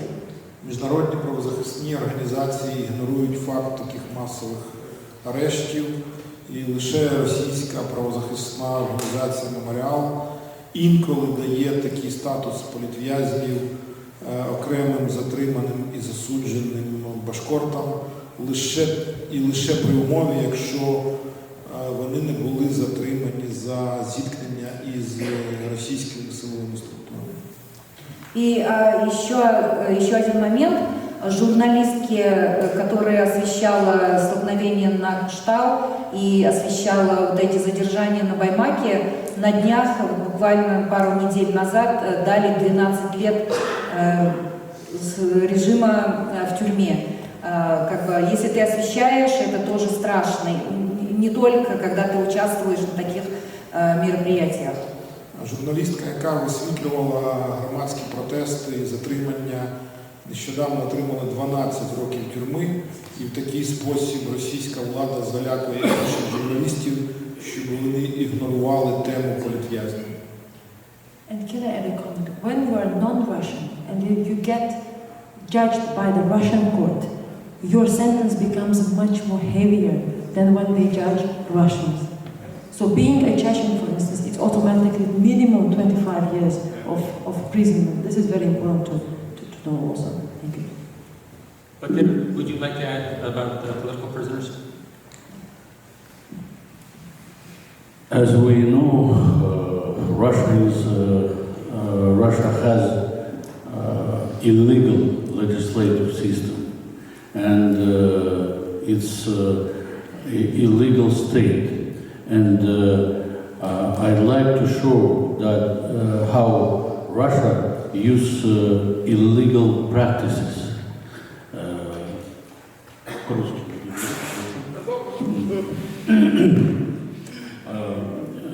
It's not necessary to put in jail opposition people and protesters. Ти все одно говориш по-англійськи. Россия... Цей мікрофон не говорить по-англійськи. Россия часто использует очень хитрые технологии наказания людей, которые протестуют. Російська влада використовує підступні технології для покарання людей, які протестують проти неї. Тех, кого ловят на протесте, могут посадить, конечно, в тюрьму, но им предлагают альтернативу. Вместо того, чтобы сидеть 5, 7, 10 лет в тюрьме, подпишите контракт и идите воевать на Украину. Кроме этого, мы вам еще и деньги дадим. Вона ставить в'язнів такі умови, що вони змушені підписувати контракт з російською армією, і вони ще обіцяють гроші, і багато хто підписує такий контракт, і його одразу звільняють з тюрми, і потім він іде воювати в Україні. И так поступают не только в Калмыкии, а по всей России. Так роблять не тільки в Калмыкии, а й по всій Росії. Сейчас на передовой фронта российско-украинского кадровых военных очень мало. В основном вот эти так называемые контрактники, которые пошли либо вынужденно, либо за деньги. Фактично велика частина російської армії, яка зараз є в Україні, це не є військові, а це є або найманці, яких наймають за гроші, або в'язні з тюрми. Эта неопытность сказывается на том, что украинская армия уничтожает ежесуточно по 1000 или более вот таких россиян. І тому вони швидко гинуть, і за статистикою більше 1000 росіян в день за добу, вірніше, втрати російської армії під час війни. Но это не единственная хитрая технология. Але це не єдина технологія, де Росія позбавляється непотрібних людей. Один из членов Конгресса арабо-калмыцкого народа, который остался на территории Калмыкии, он уже в возрасте, под 75 лет. Один з членів організації Конгресу арабо-калмицького народу, якому 75 років, який залишився на батьківщині Батира. Пострадал таким образом. Против него было возбуждено уголовное дело, придуманное, причем и инсценированное. І за те, що він член цієї організації, просто кримінальну справу проти нього придумали. А потом это дело уголовное переформатировали в административное, но с условием. І потім цю кримінальну справу перепрофілюють більш легку, адміністративну, але влада висуває йому умови. Закрыли единственную оппозиционную газету, главным редактором которой он был. Щоб він закрив газету, головним редактором якої він був. Ему запретили любые посты в социальных сетях. І щоб він нічого не писав в соцмережах. За ним осуществляют постоянный полицейский контроль. Постійний поліцейський контроль за його пересуванням. И его телефон постоянно прослушивает. Не только телефон, и контакты все наблюдают, мониторят. Так, і прослуховують його житло, там, телефони і всі контакти, які він веде. И если хоть одно единственное нарушение этих ограничений будет, против него снова возобновлять уголовное дело, его посадят в тюрьму. І автоматично, якщо він порушує ці умови, які йому висунули, то його справа знову повертається в кримінальну, його зразу везуть до в'язниці. Но если обобщить ситуацию в России, то в принципе политических заключенных в России, наверное, большинство населения России, даже те, которые поддерживают Путина. Але якщо узагальнити, то кількість політичних в'язнів величезна в Росії, в тому числі навіть ті, які підтримують Путіна. Потому что все, без исключения населения России, ограничено в правах и свободах, которые указаны в Конституции. Бадр говорить, що фактично політв'язнями можна вважати все населення Росії, бо вони добровільно на себе обмежили від тих прав і свобод, які гарантовані росіянам в Конституції Російської Федерації. Я их не оправдываю, я это говорю для того, чтобы вы поняли, что Россия это не просто незаконное государство, это преступное государство, которое подлежит ликвидации. Тому Бадр вважає, що Росія – це незаконна, злочинна організація, а не держава, і цю організацію треба ліквідувати. И вот как ни парадоксально, Украина борется не только за свободу наших народов, но и за свободу, в том числе, вот этих сторонников Российской империи, Путина, Москвы и так далее, которые не столько жертвы, сколько сознательные сторонники этой диктатуры репрессивной. Він вважає, що Україна бореться не тільки за власну свободу і свободу поневолених Росією народів, а в тому числі і за свободу самих етнічних росіян, які самі навіть не розуміють, в яких умовах вони проживають там в Росії. К сожалению, у России два больших союзника, которые защищают право территориальной целостности России. Это Китай и США. Він вважає, що найбільшими союзниками Росії в цій війні станом на зараз є Сполучені Штати Америки і Росія і Китай.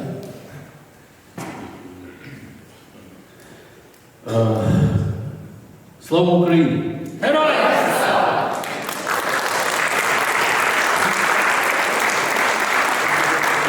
Thank all of our speakers. We're at 2 o'clock. We're going to do 2 more questions that I'm just compiling from the ones that were submitted. But I would like to thank all of them for the personal stories that they just related. We can see it on the posters. You can visit aban.org.ua. But to hear it directly from somebody who knows people who have been in political prisonership. I want to move on to 2 things. One, in the questions we have 2 related questions. On the topic of proposed questions was the idea of having a captive nations resolution, about working with government. We saw in the film that last year the ABN had proposed working with the State Department as far as political prisoners. But an interesting thing has popped up in 2 of the questions, both dealing with businesses. So I mentioned the national security strategy twice today. We heard it in the questions for Bogdan earlier. The national security strategy not only talks about having an understanding with Russia in terms of dominion over certain places, but it also relegates the question of antagonizing Russia to diminishing the concerns of European nations. Specifically in the United States National Security Policy, which came out on Friday, they state that some European countries have concerns about Russia in a questioning manner. So with that in mind, with where we are politically or in terms of governments in this country, I think it would be best to not just question what kind of resolutions we can get, but since we are here in the heart of incredible activism, I would like to point out some of my great friends at the table in back, Maria, Pavlov, Ihor, and recognize that when Russia began its full-fledged invasion, there were a couple of companies called Mondelez and McDonald's that were really put upon by the Ukrainian community here for continuing to do business with Russia. So I have questions here about why, how are we getting the message out throughout areas where Russia is blocking the internet, because it's companies like YouTube and Google that are actually working in concert with Russia. Some places block things out, some places they are blocked, but in many cases they're working together. As well as if there is, say, a negotiated peace deal, which is being proposed, what is going to be the repercussion for a US-based or Europe-based business? Can we possibly, instead of talking about a captive nations resolution or some kind of government action, can we leverage business? And if Pablo or Maria would like to talk about the kind of leverage you guys did at the beginning of the war, I think that would educate us a little bit more, educate the panel more. if either one of you want to speak, Maria, prossimo. Tut. So basically, what we're doing with companies. Yeah, just how you leverage them to change their actions. So basically, we worked with many other organizations that were involved, but a company called Mondelez has their headquarters here in Chicago, in the city, very close to Ukrainian village actually. And so we had the most leverage with them because they were our neighbors. So we started with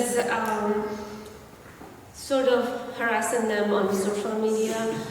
They have their own LinkedIn, they call it Purpose Day. So our friends and colleagues from all over United States and beyond were commenting, what about Ukrainian children? What's your purpose? Do you know that your prophets in Russia are killing Ukrainians? So they had to shut it down, but a lot of people took screenshots. They were not prepared for that. That was our first assault on the company. Then we did mass protests and we showed up. It was really snowy and really bad snowy day. We showed up in front of their headquarters and protesting, and the company was not prepared for it. So CEO gave remarks to the journalist that was actually, I think, in Financial Times, and he was asked about human rights violations in Russia and their investment in it. CEO said like, oh, our shareholders don't really care about human rights. That backfired big time. Many people got fired from the company. I didn't even know this until the employee that was high-ranking employee at that time, when she resided, she contacted me like a year later. She goes, you know what you guys did back then? Like, we were not allowed to speak about it, but your actions triggered like the big reaction. And for me, I thought our efforts are futile. We wrote letters to all our representatives, to senators. We kept keeping it in the public eye. We kept the campaign going until last year's election. Then we realized that probably the investment now in Russia is actually encouraged, and so basically, we're still keeping an eye on them, of course. There's an organization called Heartland Alliance.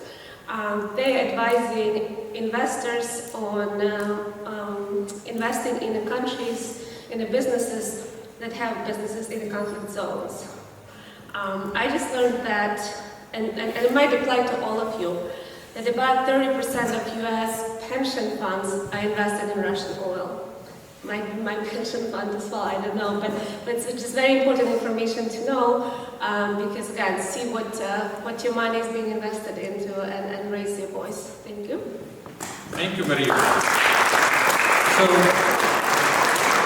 is it then the opinions of people who have been writing about what has happened in your homelands? Is it the fact that we talk about United Nations, United States, European Union resolutions and charters, or are there also methods within the business world to fight back? Maybe there's something that was specifically done throughout the early 90s and 2000s about Chechnya. I know at that point it was very popular. There were companies that were willing not to do business, but very quickly, as Maria said, with the change of government now, it's possible that investment in Russia will be encouraged by this government. Is there social policy that you feel, whether it's Hromadski Ruch, like we have in this room, many of which stood on the streets outside of Mondelez and McDonald's in the cold winters, do you envision using the power of business boycotts as something that could be influential? Or Asad or Igor? This is a very, well, first of all, I want to say social media in the coming years, I think that social media is going to be more powerful than media, because on social media we can say whatever we want, we can object to whatever it is. We don't get sued as often as CNN and Fox News and all these other things. So, and it's powerful, and there are elections recently happened prove that social media is more effective actually in deciding many things. Now, having said that, I mean, the lady mentioned that 30% of the Pensions. the pension fund invested in Conflict zones. Oh, Russian oil. in Russian oil. Here's the thing. Number one, no one knows who is investing where and who is investing what. And I'll tell you, if I had a company and I'm investing in and I find out that this is a Russian company, I would sell out my stocks in that company immediately. The problem here is not everybody knows. So step number one is to raise awareness. Who is who and what the Russians are investing where and who's Russian money and who is not, so we know. Like, I'll give you an example. In the past, we did not know Luke Oil was a Russian company. Today, I do not go to any Luke Oil, even if I'm going to run out of gas, I will not go to. So knowledge and awareness is step number one, and that's the most powerful tool. If you know about something, it's always better to know than not knowing. So I guess number one is that we need to raise the awareness. Number two is we need to publicize that if you invest in Russian oil, I mean, I can tell you, Margarita was saying the other day that Russian oil today is 30% of what it used to be years ago. So anyone in his right mind, knowing that Russian oil is declining in the world market today, and my pension fund is invested in that, and that is going to be 30% and possibly another 30% next year, then that's a way to publicize this so people would understand what's going on, understand the ramification of something like this. So knowledge and the publicizing that knowledge is very important, and it can help people. I wanted to tell you one last thing. We have a lot of Circassians throughout the world. He says, well, we're Russian, we have Russian passport, our ancestors come back from Russia, because it's difficult for them because of the genocide that Russia committed against them to explain. Like, if I go right now in New York City and I say I am a Circassian, it will take me about 20 minutes to explain what that is. While a French person can go and say, I'm from France, everybody knows what it is. So we affiliate, many of Circassians affiliate themselves with Russia because it's easier to identify, not because it's a proud thing. But I will tell you right now, I don't know of any Russian, including the ones who deal with Russia, who like Russia. And it's just a matter of time when the awareness is increased, when publicity is increased, when people know among Circassians and Chechens and others that this is a Russian company, stay away from it, we will stay away. But the only problem is that we don't know. So right now is a time of knowledge, and with the speedy knowledge that we can get at one of them, these things should be published. We're all members in like a lot of social media podium, whether it's Facebook and others, and I have a lot of Ukrainian friends, and I have a lot of friends from different other nations. These things should be published all the time so we can become aware of it. I think that would be step one. Anybody else has that, Igor, if you want to, whether it's government initiatives, working with other outside governments to put pressure on Russia, or talking about putting pressure on business with future business with Russia? Well, you see, as let's say, as a diaspora, as a Chechen diaspora, and we live here since the Second Russo-Chechen War, I know many Chechens who take a distance from Russian companies. But the thing is that boycotting the Russian companies only on the personal level or on the diaspora level is not enough. It should be done on the institutional level, it should be done on the government level. We know that Kadyrov has a lot of money invested in private properties throughout Europe. And the government of Chechen Republic of Ichkeria mentioned this a couple of times, that the funds that are invested by Kadyrov, which are basically the Chechen people's funds, should be, these assets should be frozen, and it should be given back to the government of Chechen Republic of Ichkeria. And European countries, unfortunately, are not taking seriously this matter. The same thing goes to the Middle Eastern countries. We know that Kadyrov invested a lot of money in the UAE market. The Chechen government of Ichkeria raised the question of that this is illegal money coming from the Chechen Republic. It's the people's money, and that this should be this asset should be taken away from corrupt Russian regime, illegal regime. And of course, the Middle Eastern countries are not interested in that. But boycotting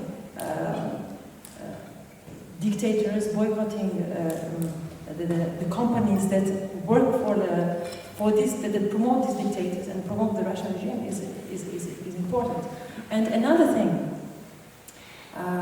not only companies, there are actually many celebrities, not many, but celebrities, who go to Chechnya and make a PR campaign promoting Kadyrov as, you know, a man who rebuilt Chechnya. Recently, not a while ago, a week ago, an American MMA fighter, John Johnny, he went to Chechnya and he took pictures with Kadyrov showing how beautiful is Grozny and how Kadyrov rebuilt Chechnya. But this is complete misinformation, and this is a tentative. This is a campaign to promote Kadyrov and to legitimize the Russian occupation. And unfortunately, some Western celebrities are part of it, and this is unfortunate. And also, Andrew, the FBI here has a unit, and that unit is focusing on that if you were part of a corrupted government, associated with a corrupted government, and you stole money and you brought that money to the United States or any place else in the world, that they will go after you and they will seize assets, and they will give the person who publicized this or who gave them the information 10-15% of those assets. That's good. This is a good one. Unfortunately, in the current political situation that we have here now, I don't know that we can push the government to do anything against Russian enterprises or millionaires or oligarchs in the United States.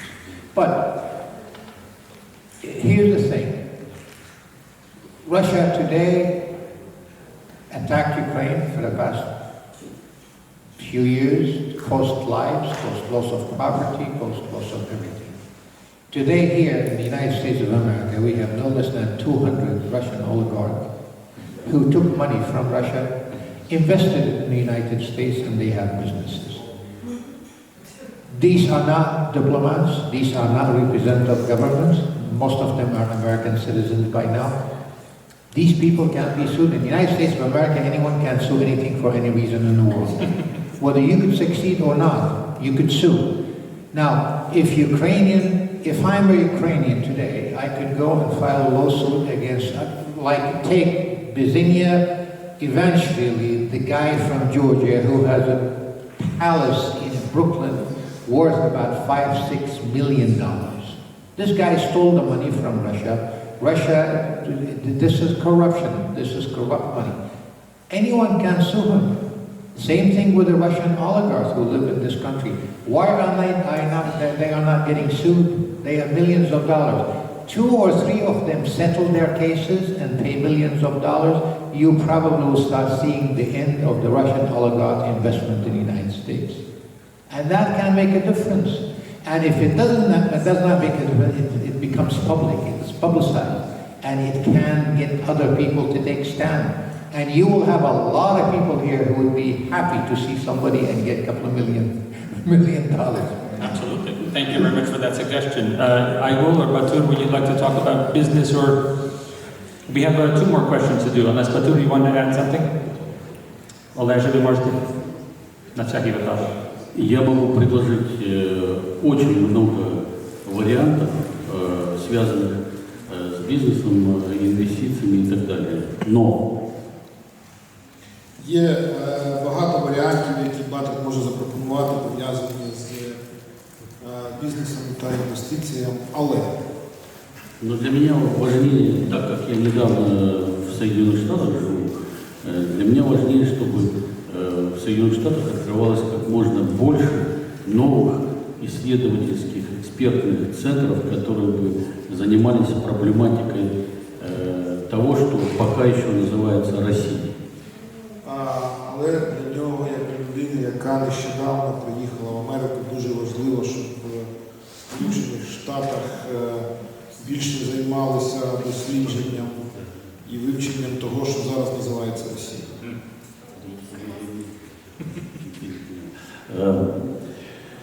Так как, по-моему, наиболее важные процессы сейчас происходят в Украине, то главное направление инвестиций бизнеса – это инвестиции в оборонную промышленность Украины и того экономического потенциала, который будет питать Украину после перемоги в войне з Росією. І він вважає, що найвдалішими інвестиціями зараз це буде інвестиція в українську оборонну промисловість, яка забезпечить в тому числі перемогу України в цій війні. Теперь буквально два слова о будущем. Вы знаете, конечно, многих авторов, которые создают будущее не только Соединенных Штатов Америки, но и всего человечества. Є багато різних авторів, які пишуть про майбутнє не тільки Сполучених Штатів, а й всього людства. Среди них есть технократы, магнаты, которые создают условия для функционирования искусственного интеллекта. Та серед них є такі технократи, які створюють умови для функціонування штучного інтелекту.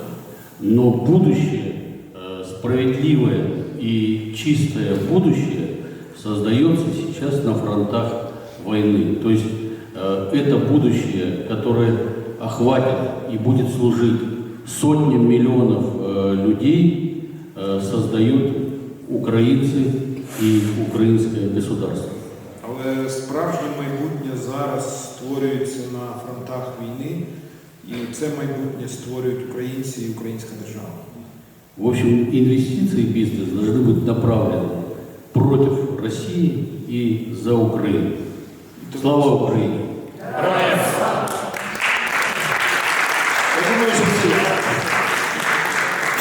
I know you wanted to ask a question. We are running late on time. Is it something? Let me say something I think it's very important just to honor the pride. I just wanted everyone to know that the organizations these people represent, each of them is on Russia's terrorist list. The terrorist state has put their organizations on the terrorist list. And some of them are personally on the terrorist list, like Marina. And I don't know who else, but Marina for sure because I saw her name. All organizations that are part of the Free Nations Opposed Russia, 172, were they are all on the terrorist list since last December. So, Thank you, ma'am. Thank you. Thank you for your bravery.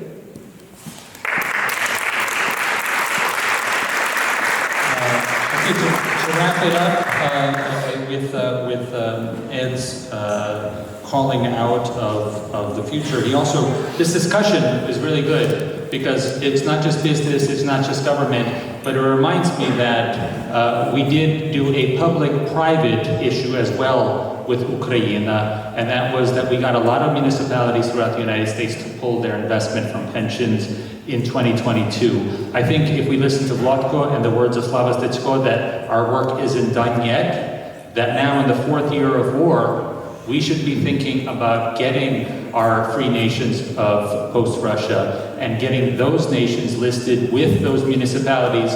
I know the borough of Manhattan in New York pulled all Russian investment. Other municipalities did as well. If we work with the ABN here in the United States, we can work towards extending that into the future. And with that in mind, I would like to ask, focus a little bit on Yura, Kmiotek over there, because we know we have a table in front with Shlak Peremohe, but ABN isn't just for people of my age and above, we'll say.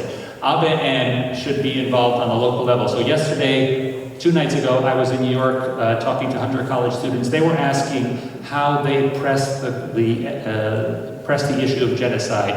And for them, they were focusing on genocide in Ukraine, but they had not even envisioned of recognizing May 21st, that's a mention. They did not even envision of working with Polish student groups for Katyń every year, but are we working on the, if Yura could say anything, can we get youth activists involved talking about what's happening in Bashkir and Buryat in the Circassian homeland? And is that the future for ABBA, and more so than our academic discussions? Yuri, if you could come on.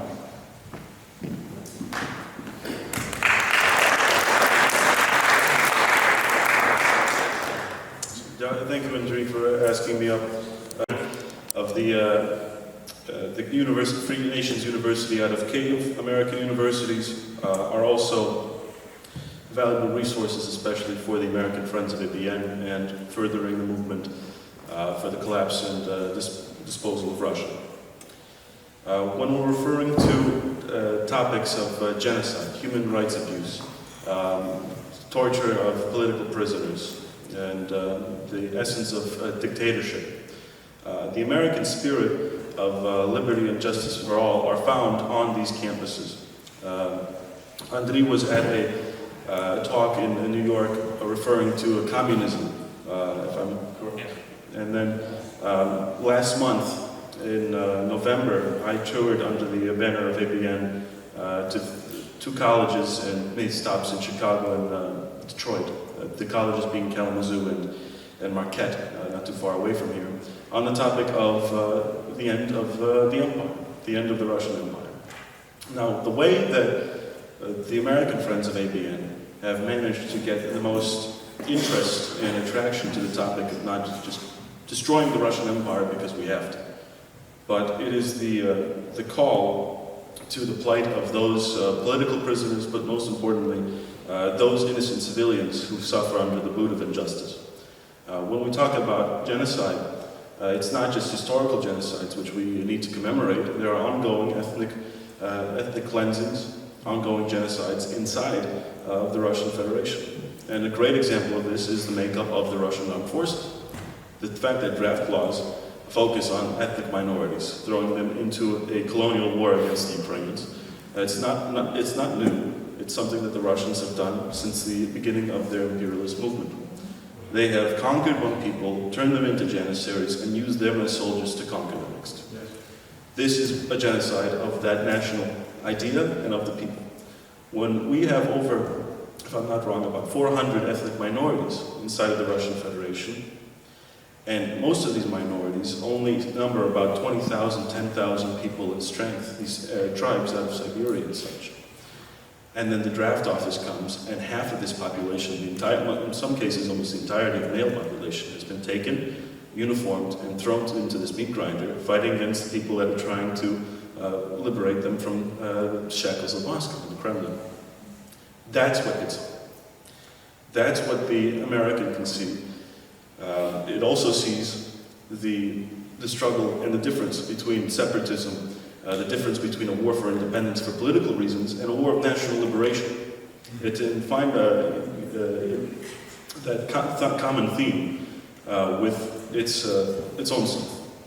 And it finds this common theme in the continuing of aid for Ukraine. If I'm not wrong, 70% of American voters still support aid for Ukraine. So, there are 2 types of main supporters, and this is what American Friends of ABN hopes to continue working on. These people that believe in the American decency and decency of all human beings, and funny enough, we found that being the clergy and college students. So, thank you for your attendance here. Thank you very much. Thank you. I think we covered a lot today. We talked about history, we talked about current political prisoners, effective strategies, and thank you, Yura, for telling us how we are getting organized on the campus level. Yes, it was my honor to talk about communism after the election of Zoran Mamdani in New York, and it was a fun time at a New York university. But otherwise, Pani Mariko, can we wrap up today? Дякую дуже.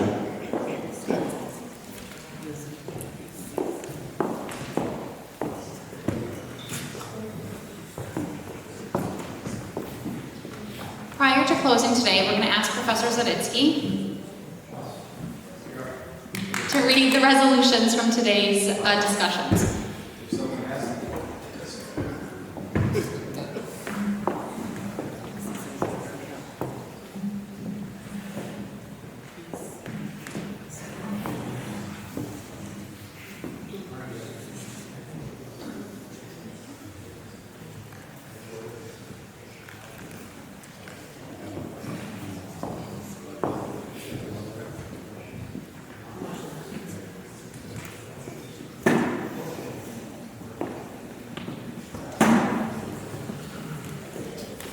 Very proud of it. I was proud of it in the Ukrainian version, and I know that the English version actually is extremely coherent.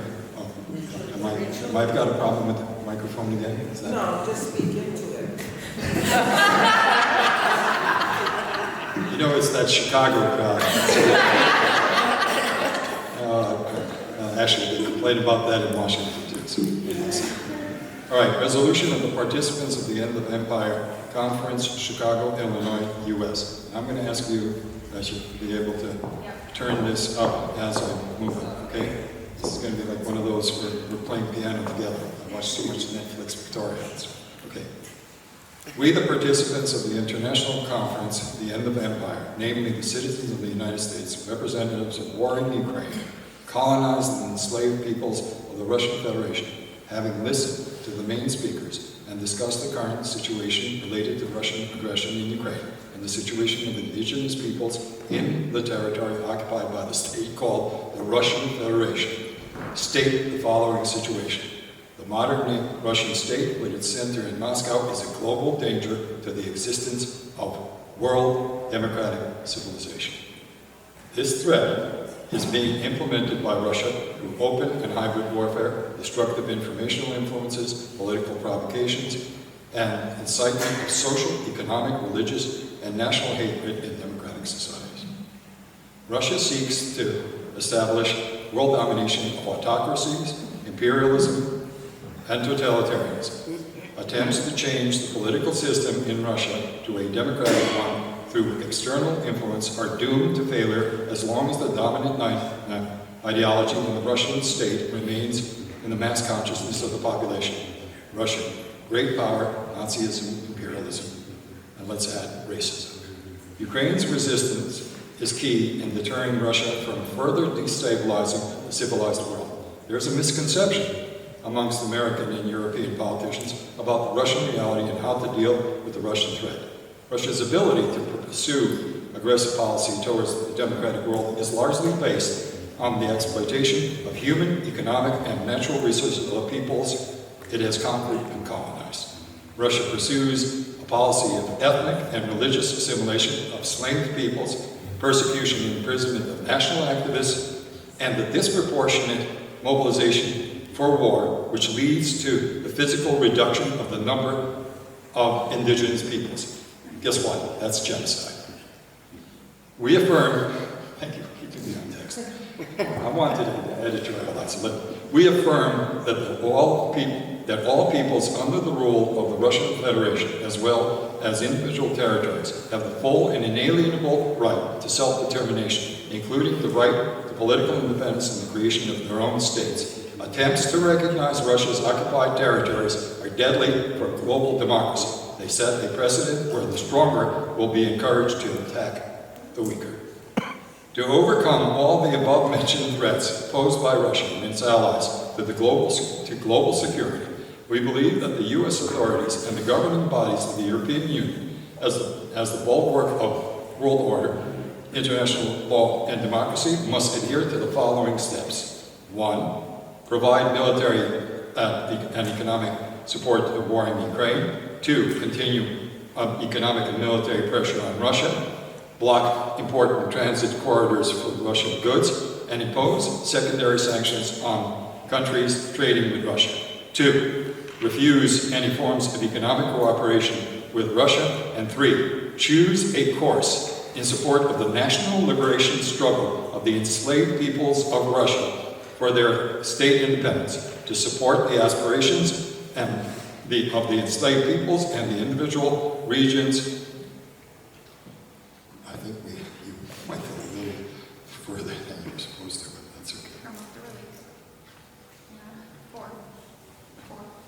Oh, no, because I didn't finish 3. That's what I'm saying.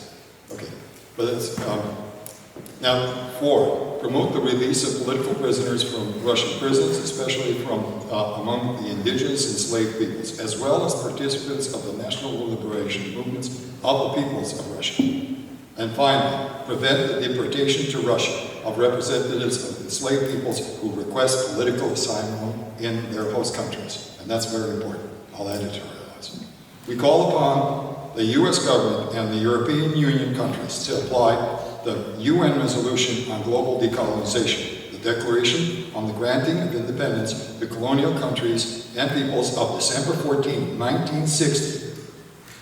Apply it to the Russian Federation, the last existing empire, which must be dismembered into the independent national democratic states of the currently enslaved peoples. Equally, we call upon them to initiate an appropriate policy in the United Nations that would lead to the granting of permanent observer status to national liberation organizations of peoples enslaved by Russia. We call for the increased comprehensive assistance to liberation movements of enslaved people, including financial, material, and informational support for the struggle to restore their freedom. We call on democratic states of the world to openly recognize the right of enslaved peoples of the Russian Federation to create independent national states and to promote the implementation of this right. To defeat the Russian Federation, we need the unity and cooperation of the national liberation movements of the enslaved peoples with warring Ukraine, all peoples enslaved by Russia, as well as those with territories occupied by it, and those facing encroachment on their territorial integrity have a common enemy: Russian great power imperialism, the expression of which is the Russian Federation.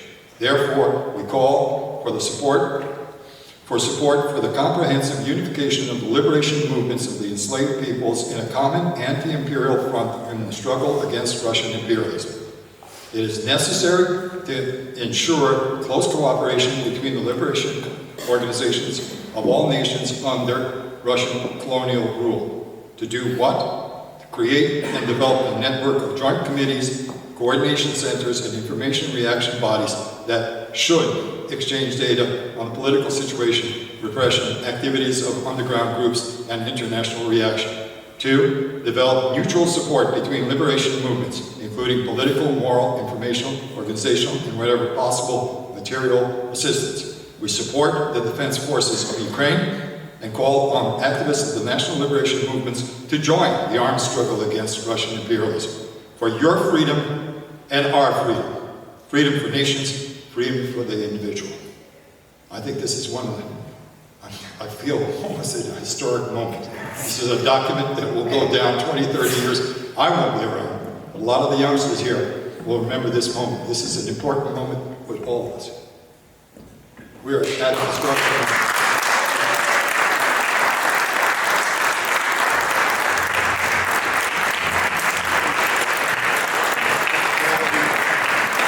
Be held accountable for all of its crimes, and be removed from positions of influence in international affairs. Our future and the safety of generations to come depends on it. Light, peace, and justice must prevail. They are not abstract ideals. They are the foundation for a secure and dignified world. Let us leave here determined and united, not just in thought, but in action. Through advocacy, awareness, and steadfast support for all peoples striving for self-determination, we can build a world where tyranny does not dictate the future.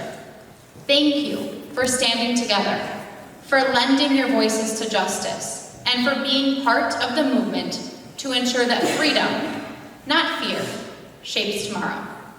We wish you all a wonderful evening in this beautiful, snowy, and cold city, and safe travels home. Thank you for your presence, your commitment, and your voice. We look forward to our continued partnership as we work together to end the empire in the pursuit of peace, justice, and freedom. Slava Ukraini!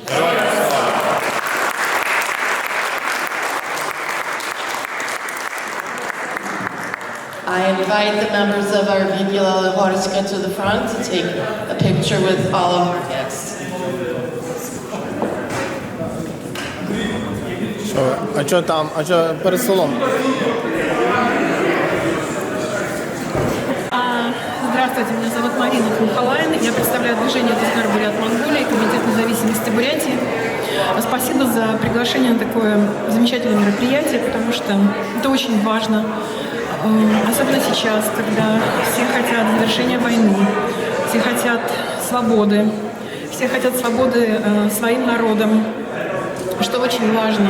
И на примере двух войн в Чечне, на примере этой жесточайшей войны в Украине, мы понимаем, что очень важно объединяться, что в одиночку этого имперского монстра не завалить. Но если посмотреть на карту России, то Московия, московские болота, по-моему, это переводится, да, как болото, находятся в кольце коренных народов, которые были порабощены и которые имеют природное, врожденное право на самоопределение, и никто не может его отнять или подарить. Оно есть по праву рождения. Спасибо. Конференция, которая сегодня была проведена, это прекрасный пример создания единого антиимперского фронта. Фронта, который объединяет не только независимую, мощную, я считаю, прекрасно действующую в этих тяжелых условиях Украину и нас, представителей малочисленных народов, которые были в разное время захвачены, порабощены Российской империей, Советским Союзом, современной Россией. Я считаю, что перспективы этого сотрудничества выходят далеко за пределы нынешней войны. И надеюсь, что в будущем, после перемоги Украины над Россией, будут создаваться различные коалиции, союзы, которые будут действовать и в сфере экономики, бизнеса, военной сфере, культурного обмена и так далее. То есть сейчас закладываются основы будущего политического, культурного, экономического пространства, которое можно будет назвать построссийским. Так что у меня очень большие надежды на то, что такое сотрудничество даст очень существенные, красивые плоды в будущем. Дякую. Said Sab, I'm the Vice Minister of Foreign Affairs of the Chechen Republic of Ichkeria. Today I participated at the conference that was organized by the Anti-Imperial Bloc of Nations here in Chicago. The title of the conference is The End of the Russian Empire. It's a very important conference, and I talked about the importance of recognizing the Chechen Republic of Ichkeria and the importance of recognizing the Chechen genocide. And the participants of this conference came to a conclusion that the real opposition is not the Russian liberals. The real opposition to Moscow, to Putin, is the national liberation movements. So please support the national liberation movements, and may the year 2026 be the final year of the Russian Empire. Thank you. Conference here in Chicago. It is addressing the issue of captive nations and the end of imperialism to provide freedom for nations that are occupied by larger imperial powers. It was a very informative conference with extremely important resolution. I urge everyone to read the resolution of the conference. It gives a very good indication of what happened in the conference and what should happen tomorrow and in the future toward freedom and for independence for all nations of the world. Thank you. Thank you. Здравствуйте, я представитель башкирского национального движения за независимость. И хочу сказать, с удовольствием сегодня приняла участие на этой конференции. И хочу сказать, что я очень благодарна украинцам, Америке, также антиимперскому блоку народов, что в данное время поддерживают нас и поддерживают развал России. Это эта поддержка мы чувствуем и принимаем с теплом, потому что в данное время весь мир как будто бы отвернулся от нас и пытаются сохранить это недоимперию, что больно для меня лично, например. И спасибо большое всем украинцам за борьбу и за поддержку. Спасибо. Дякую.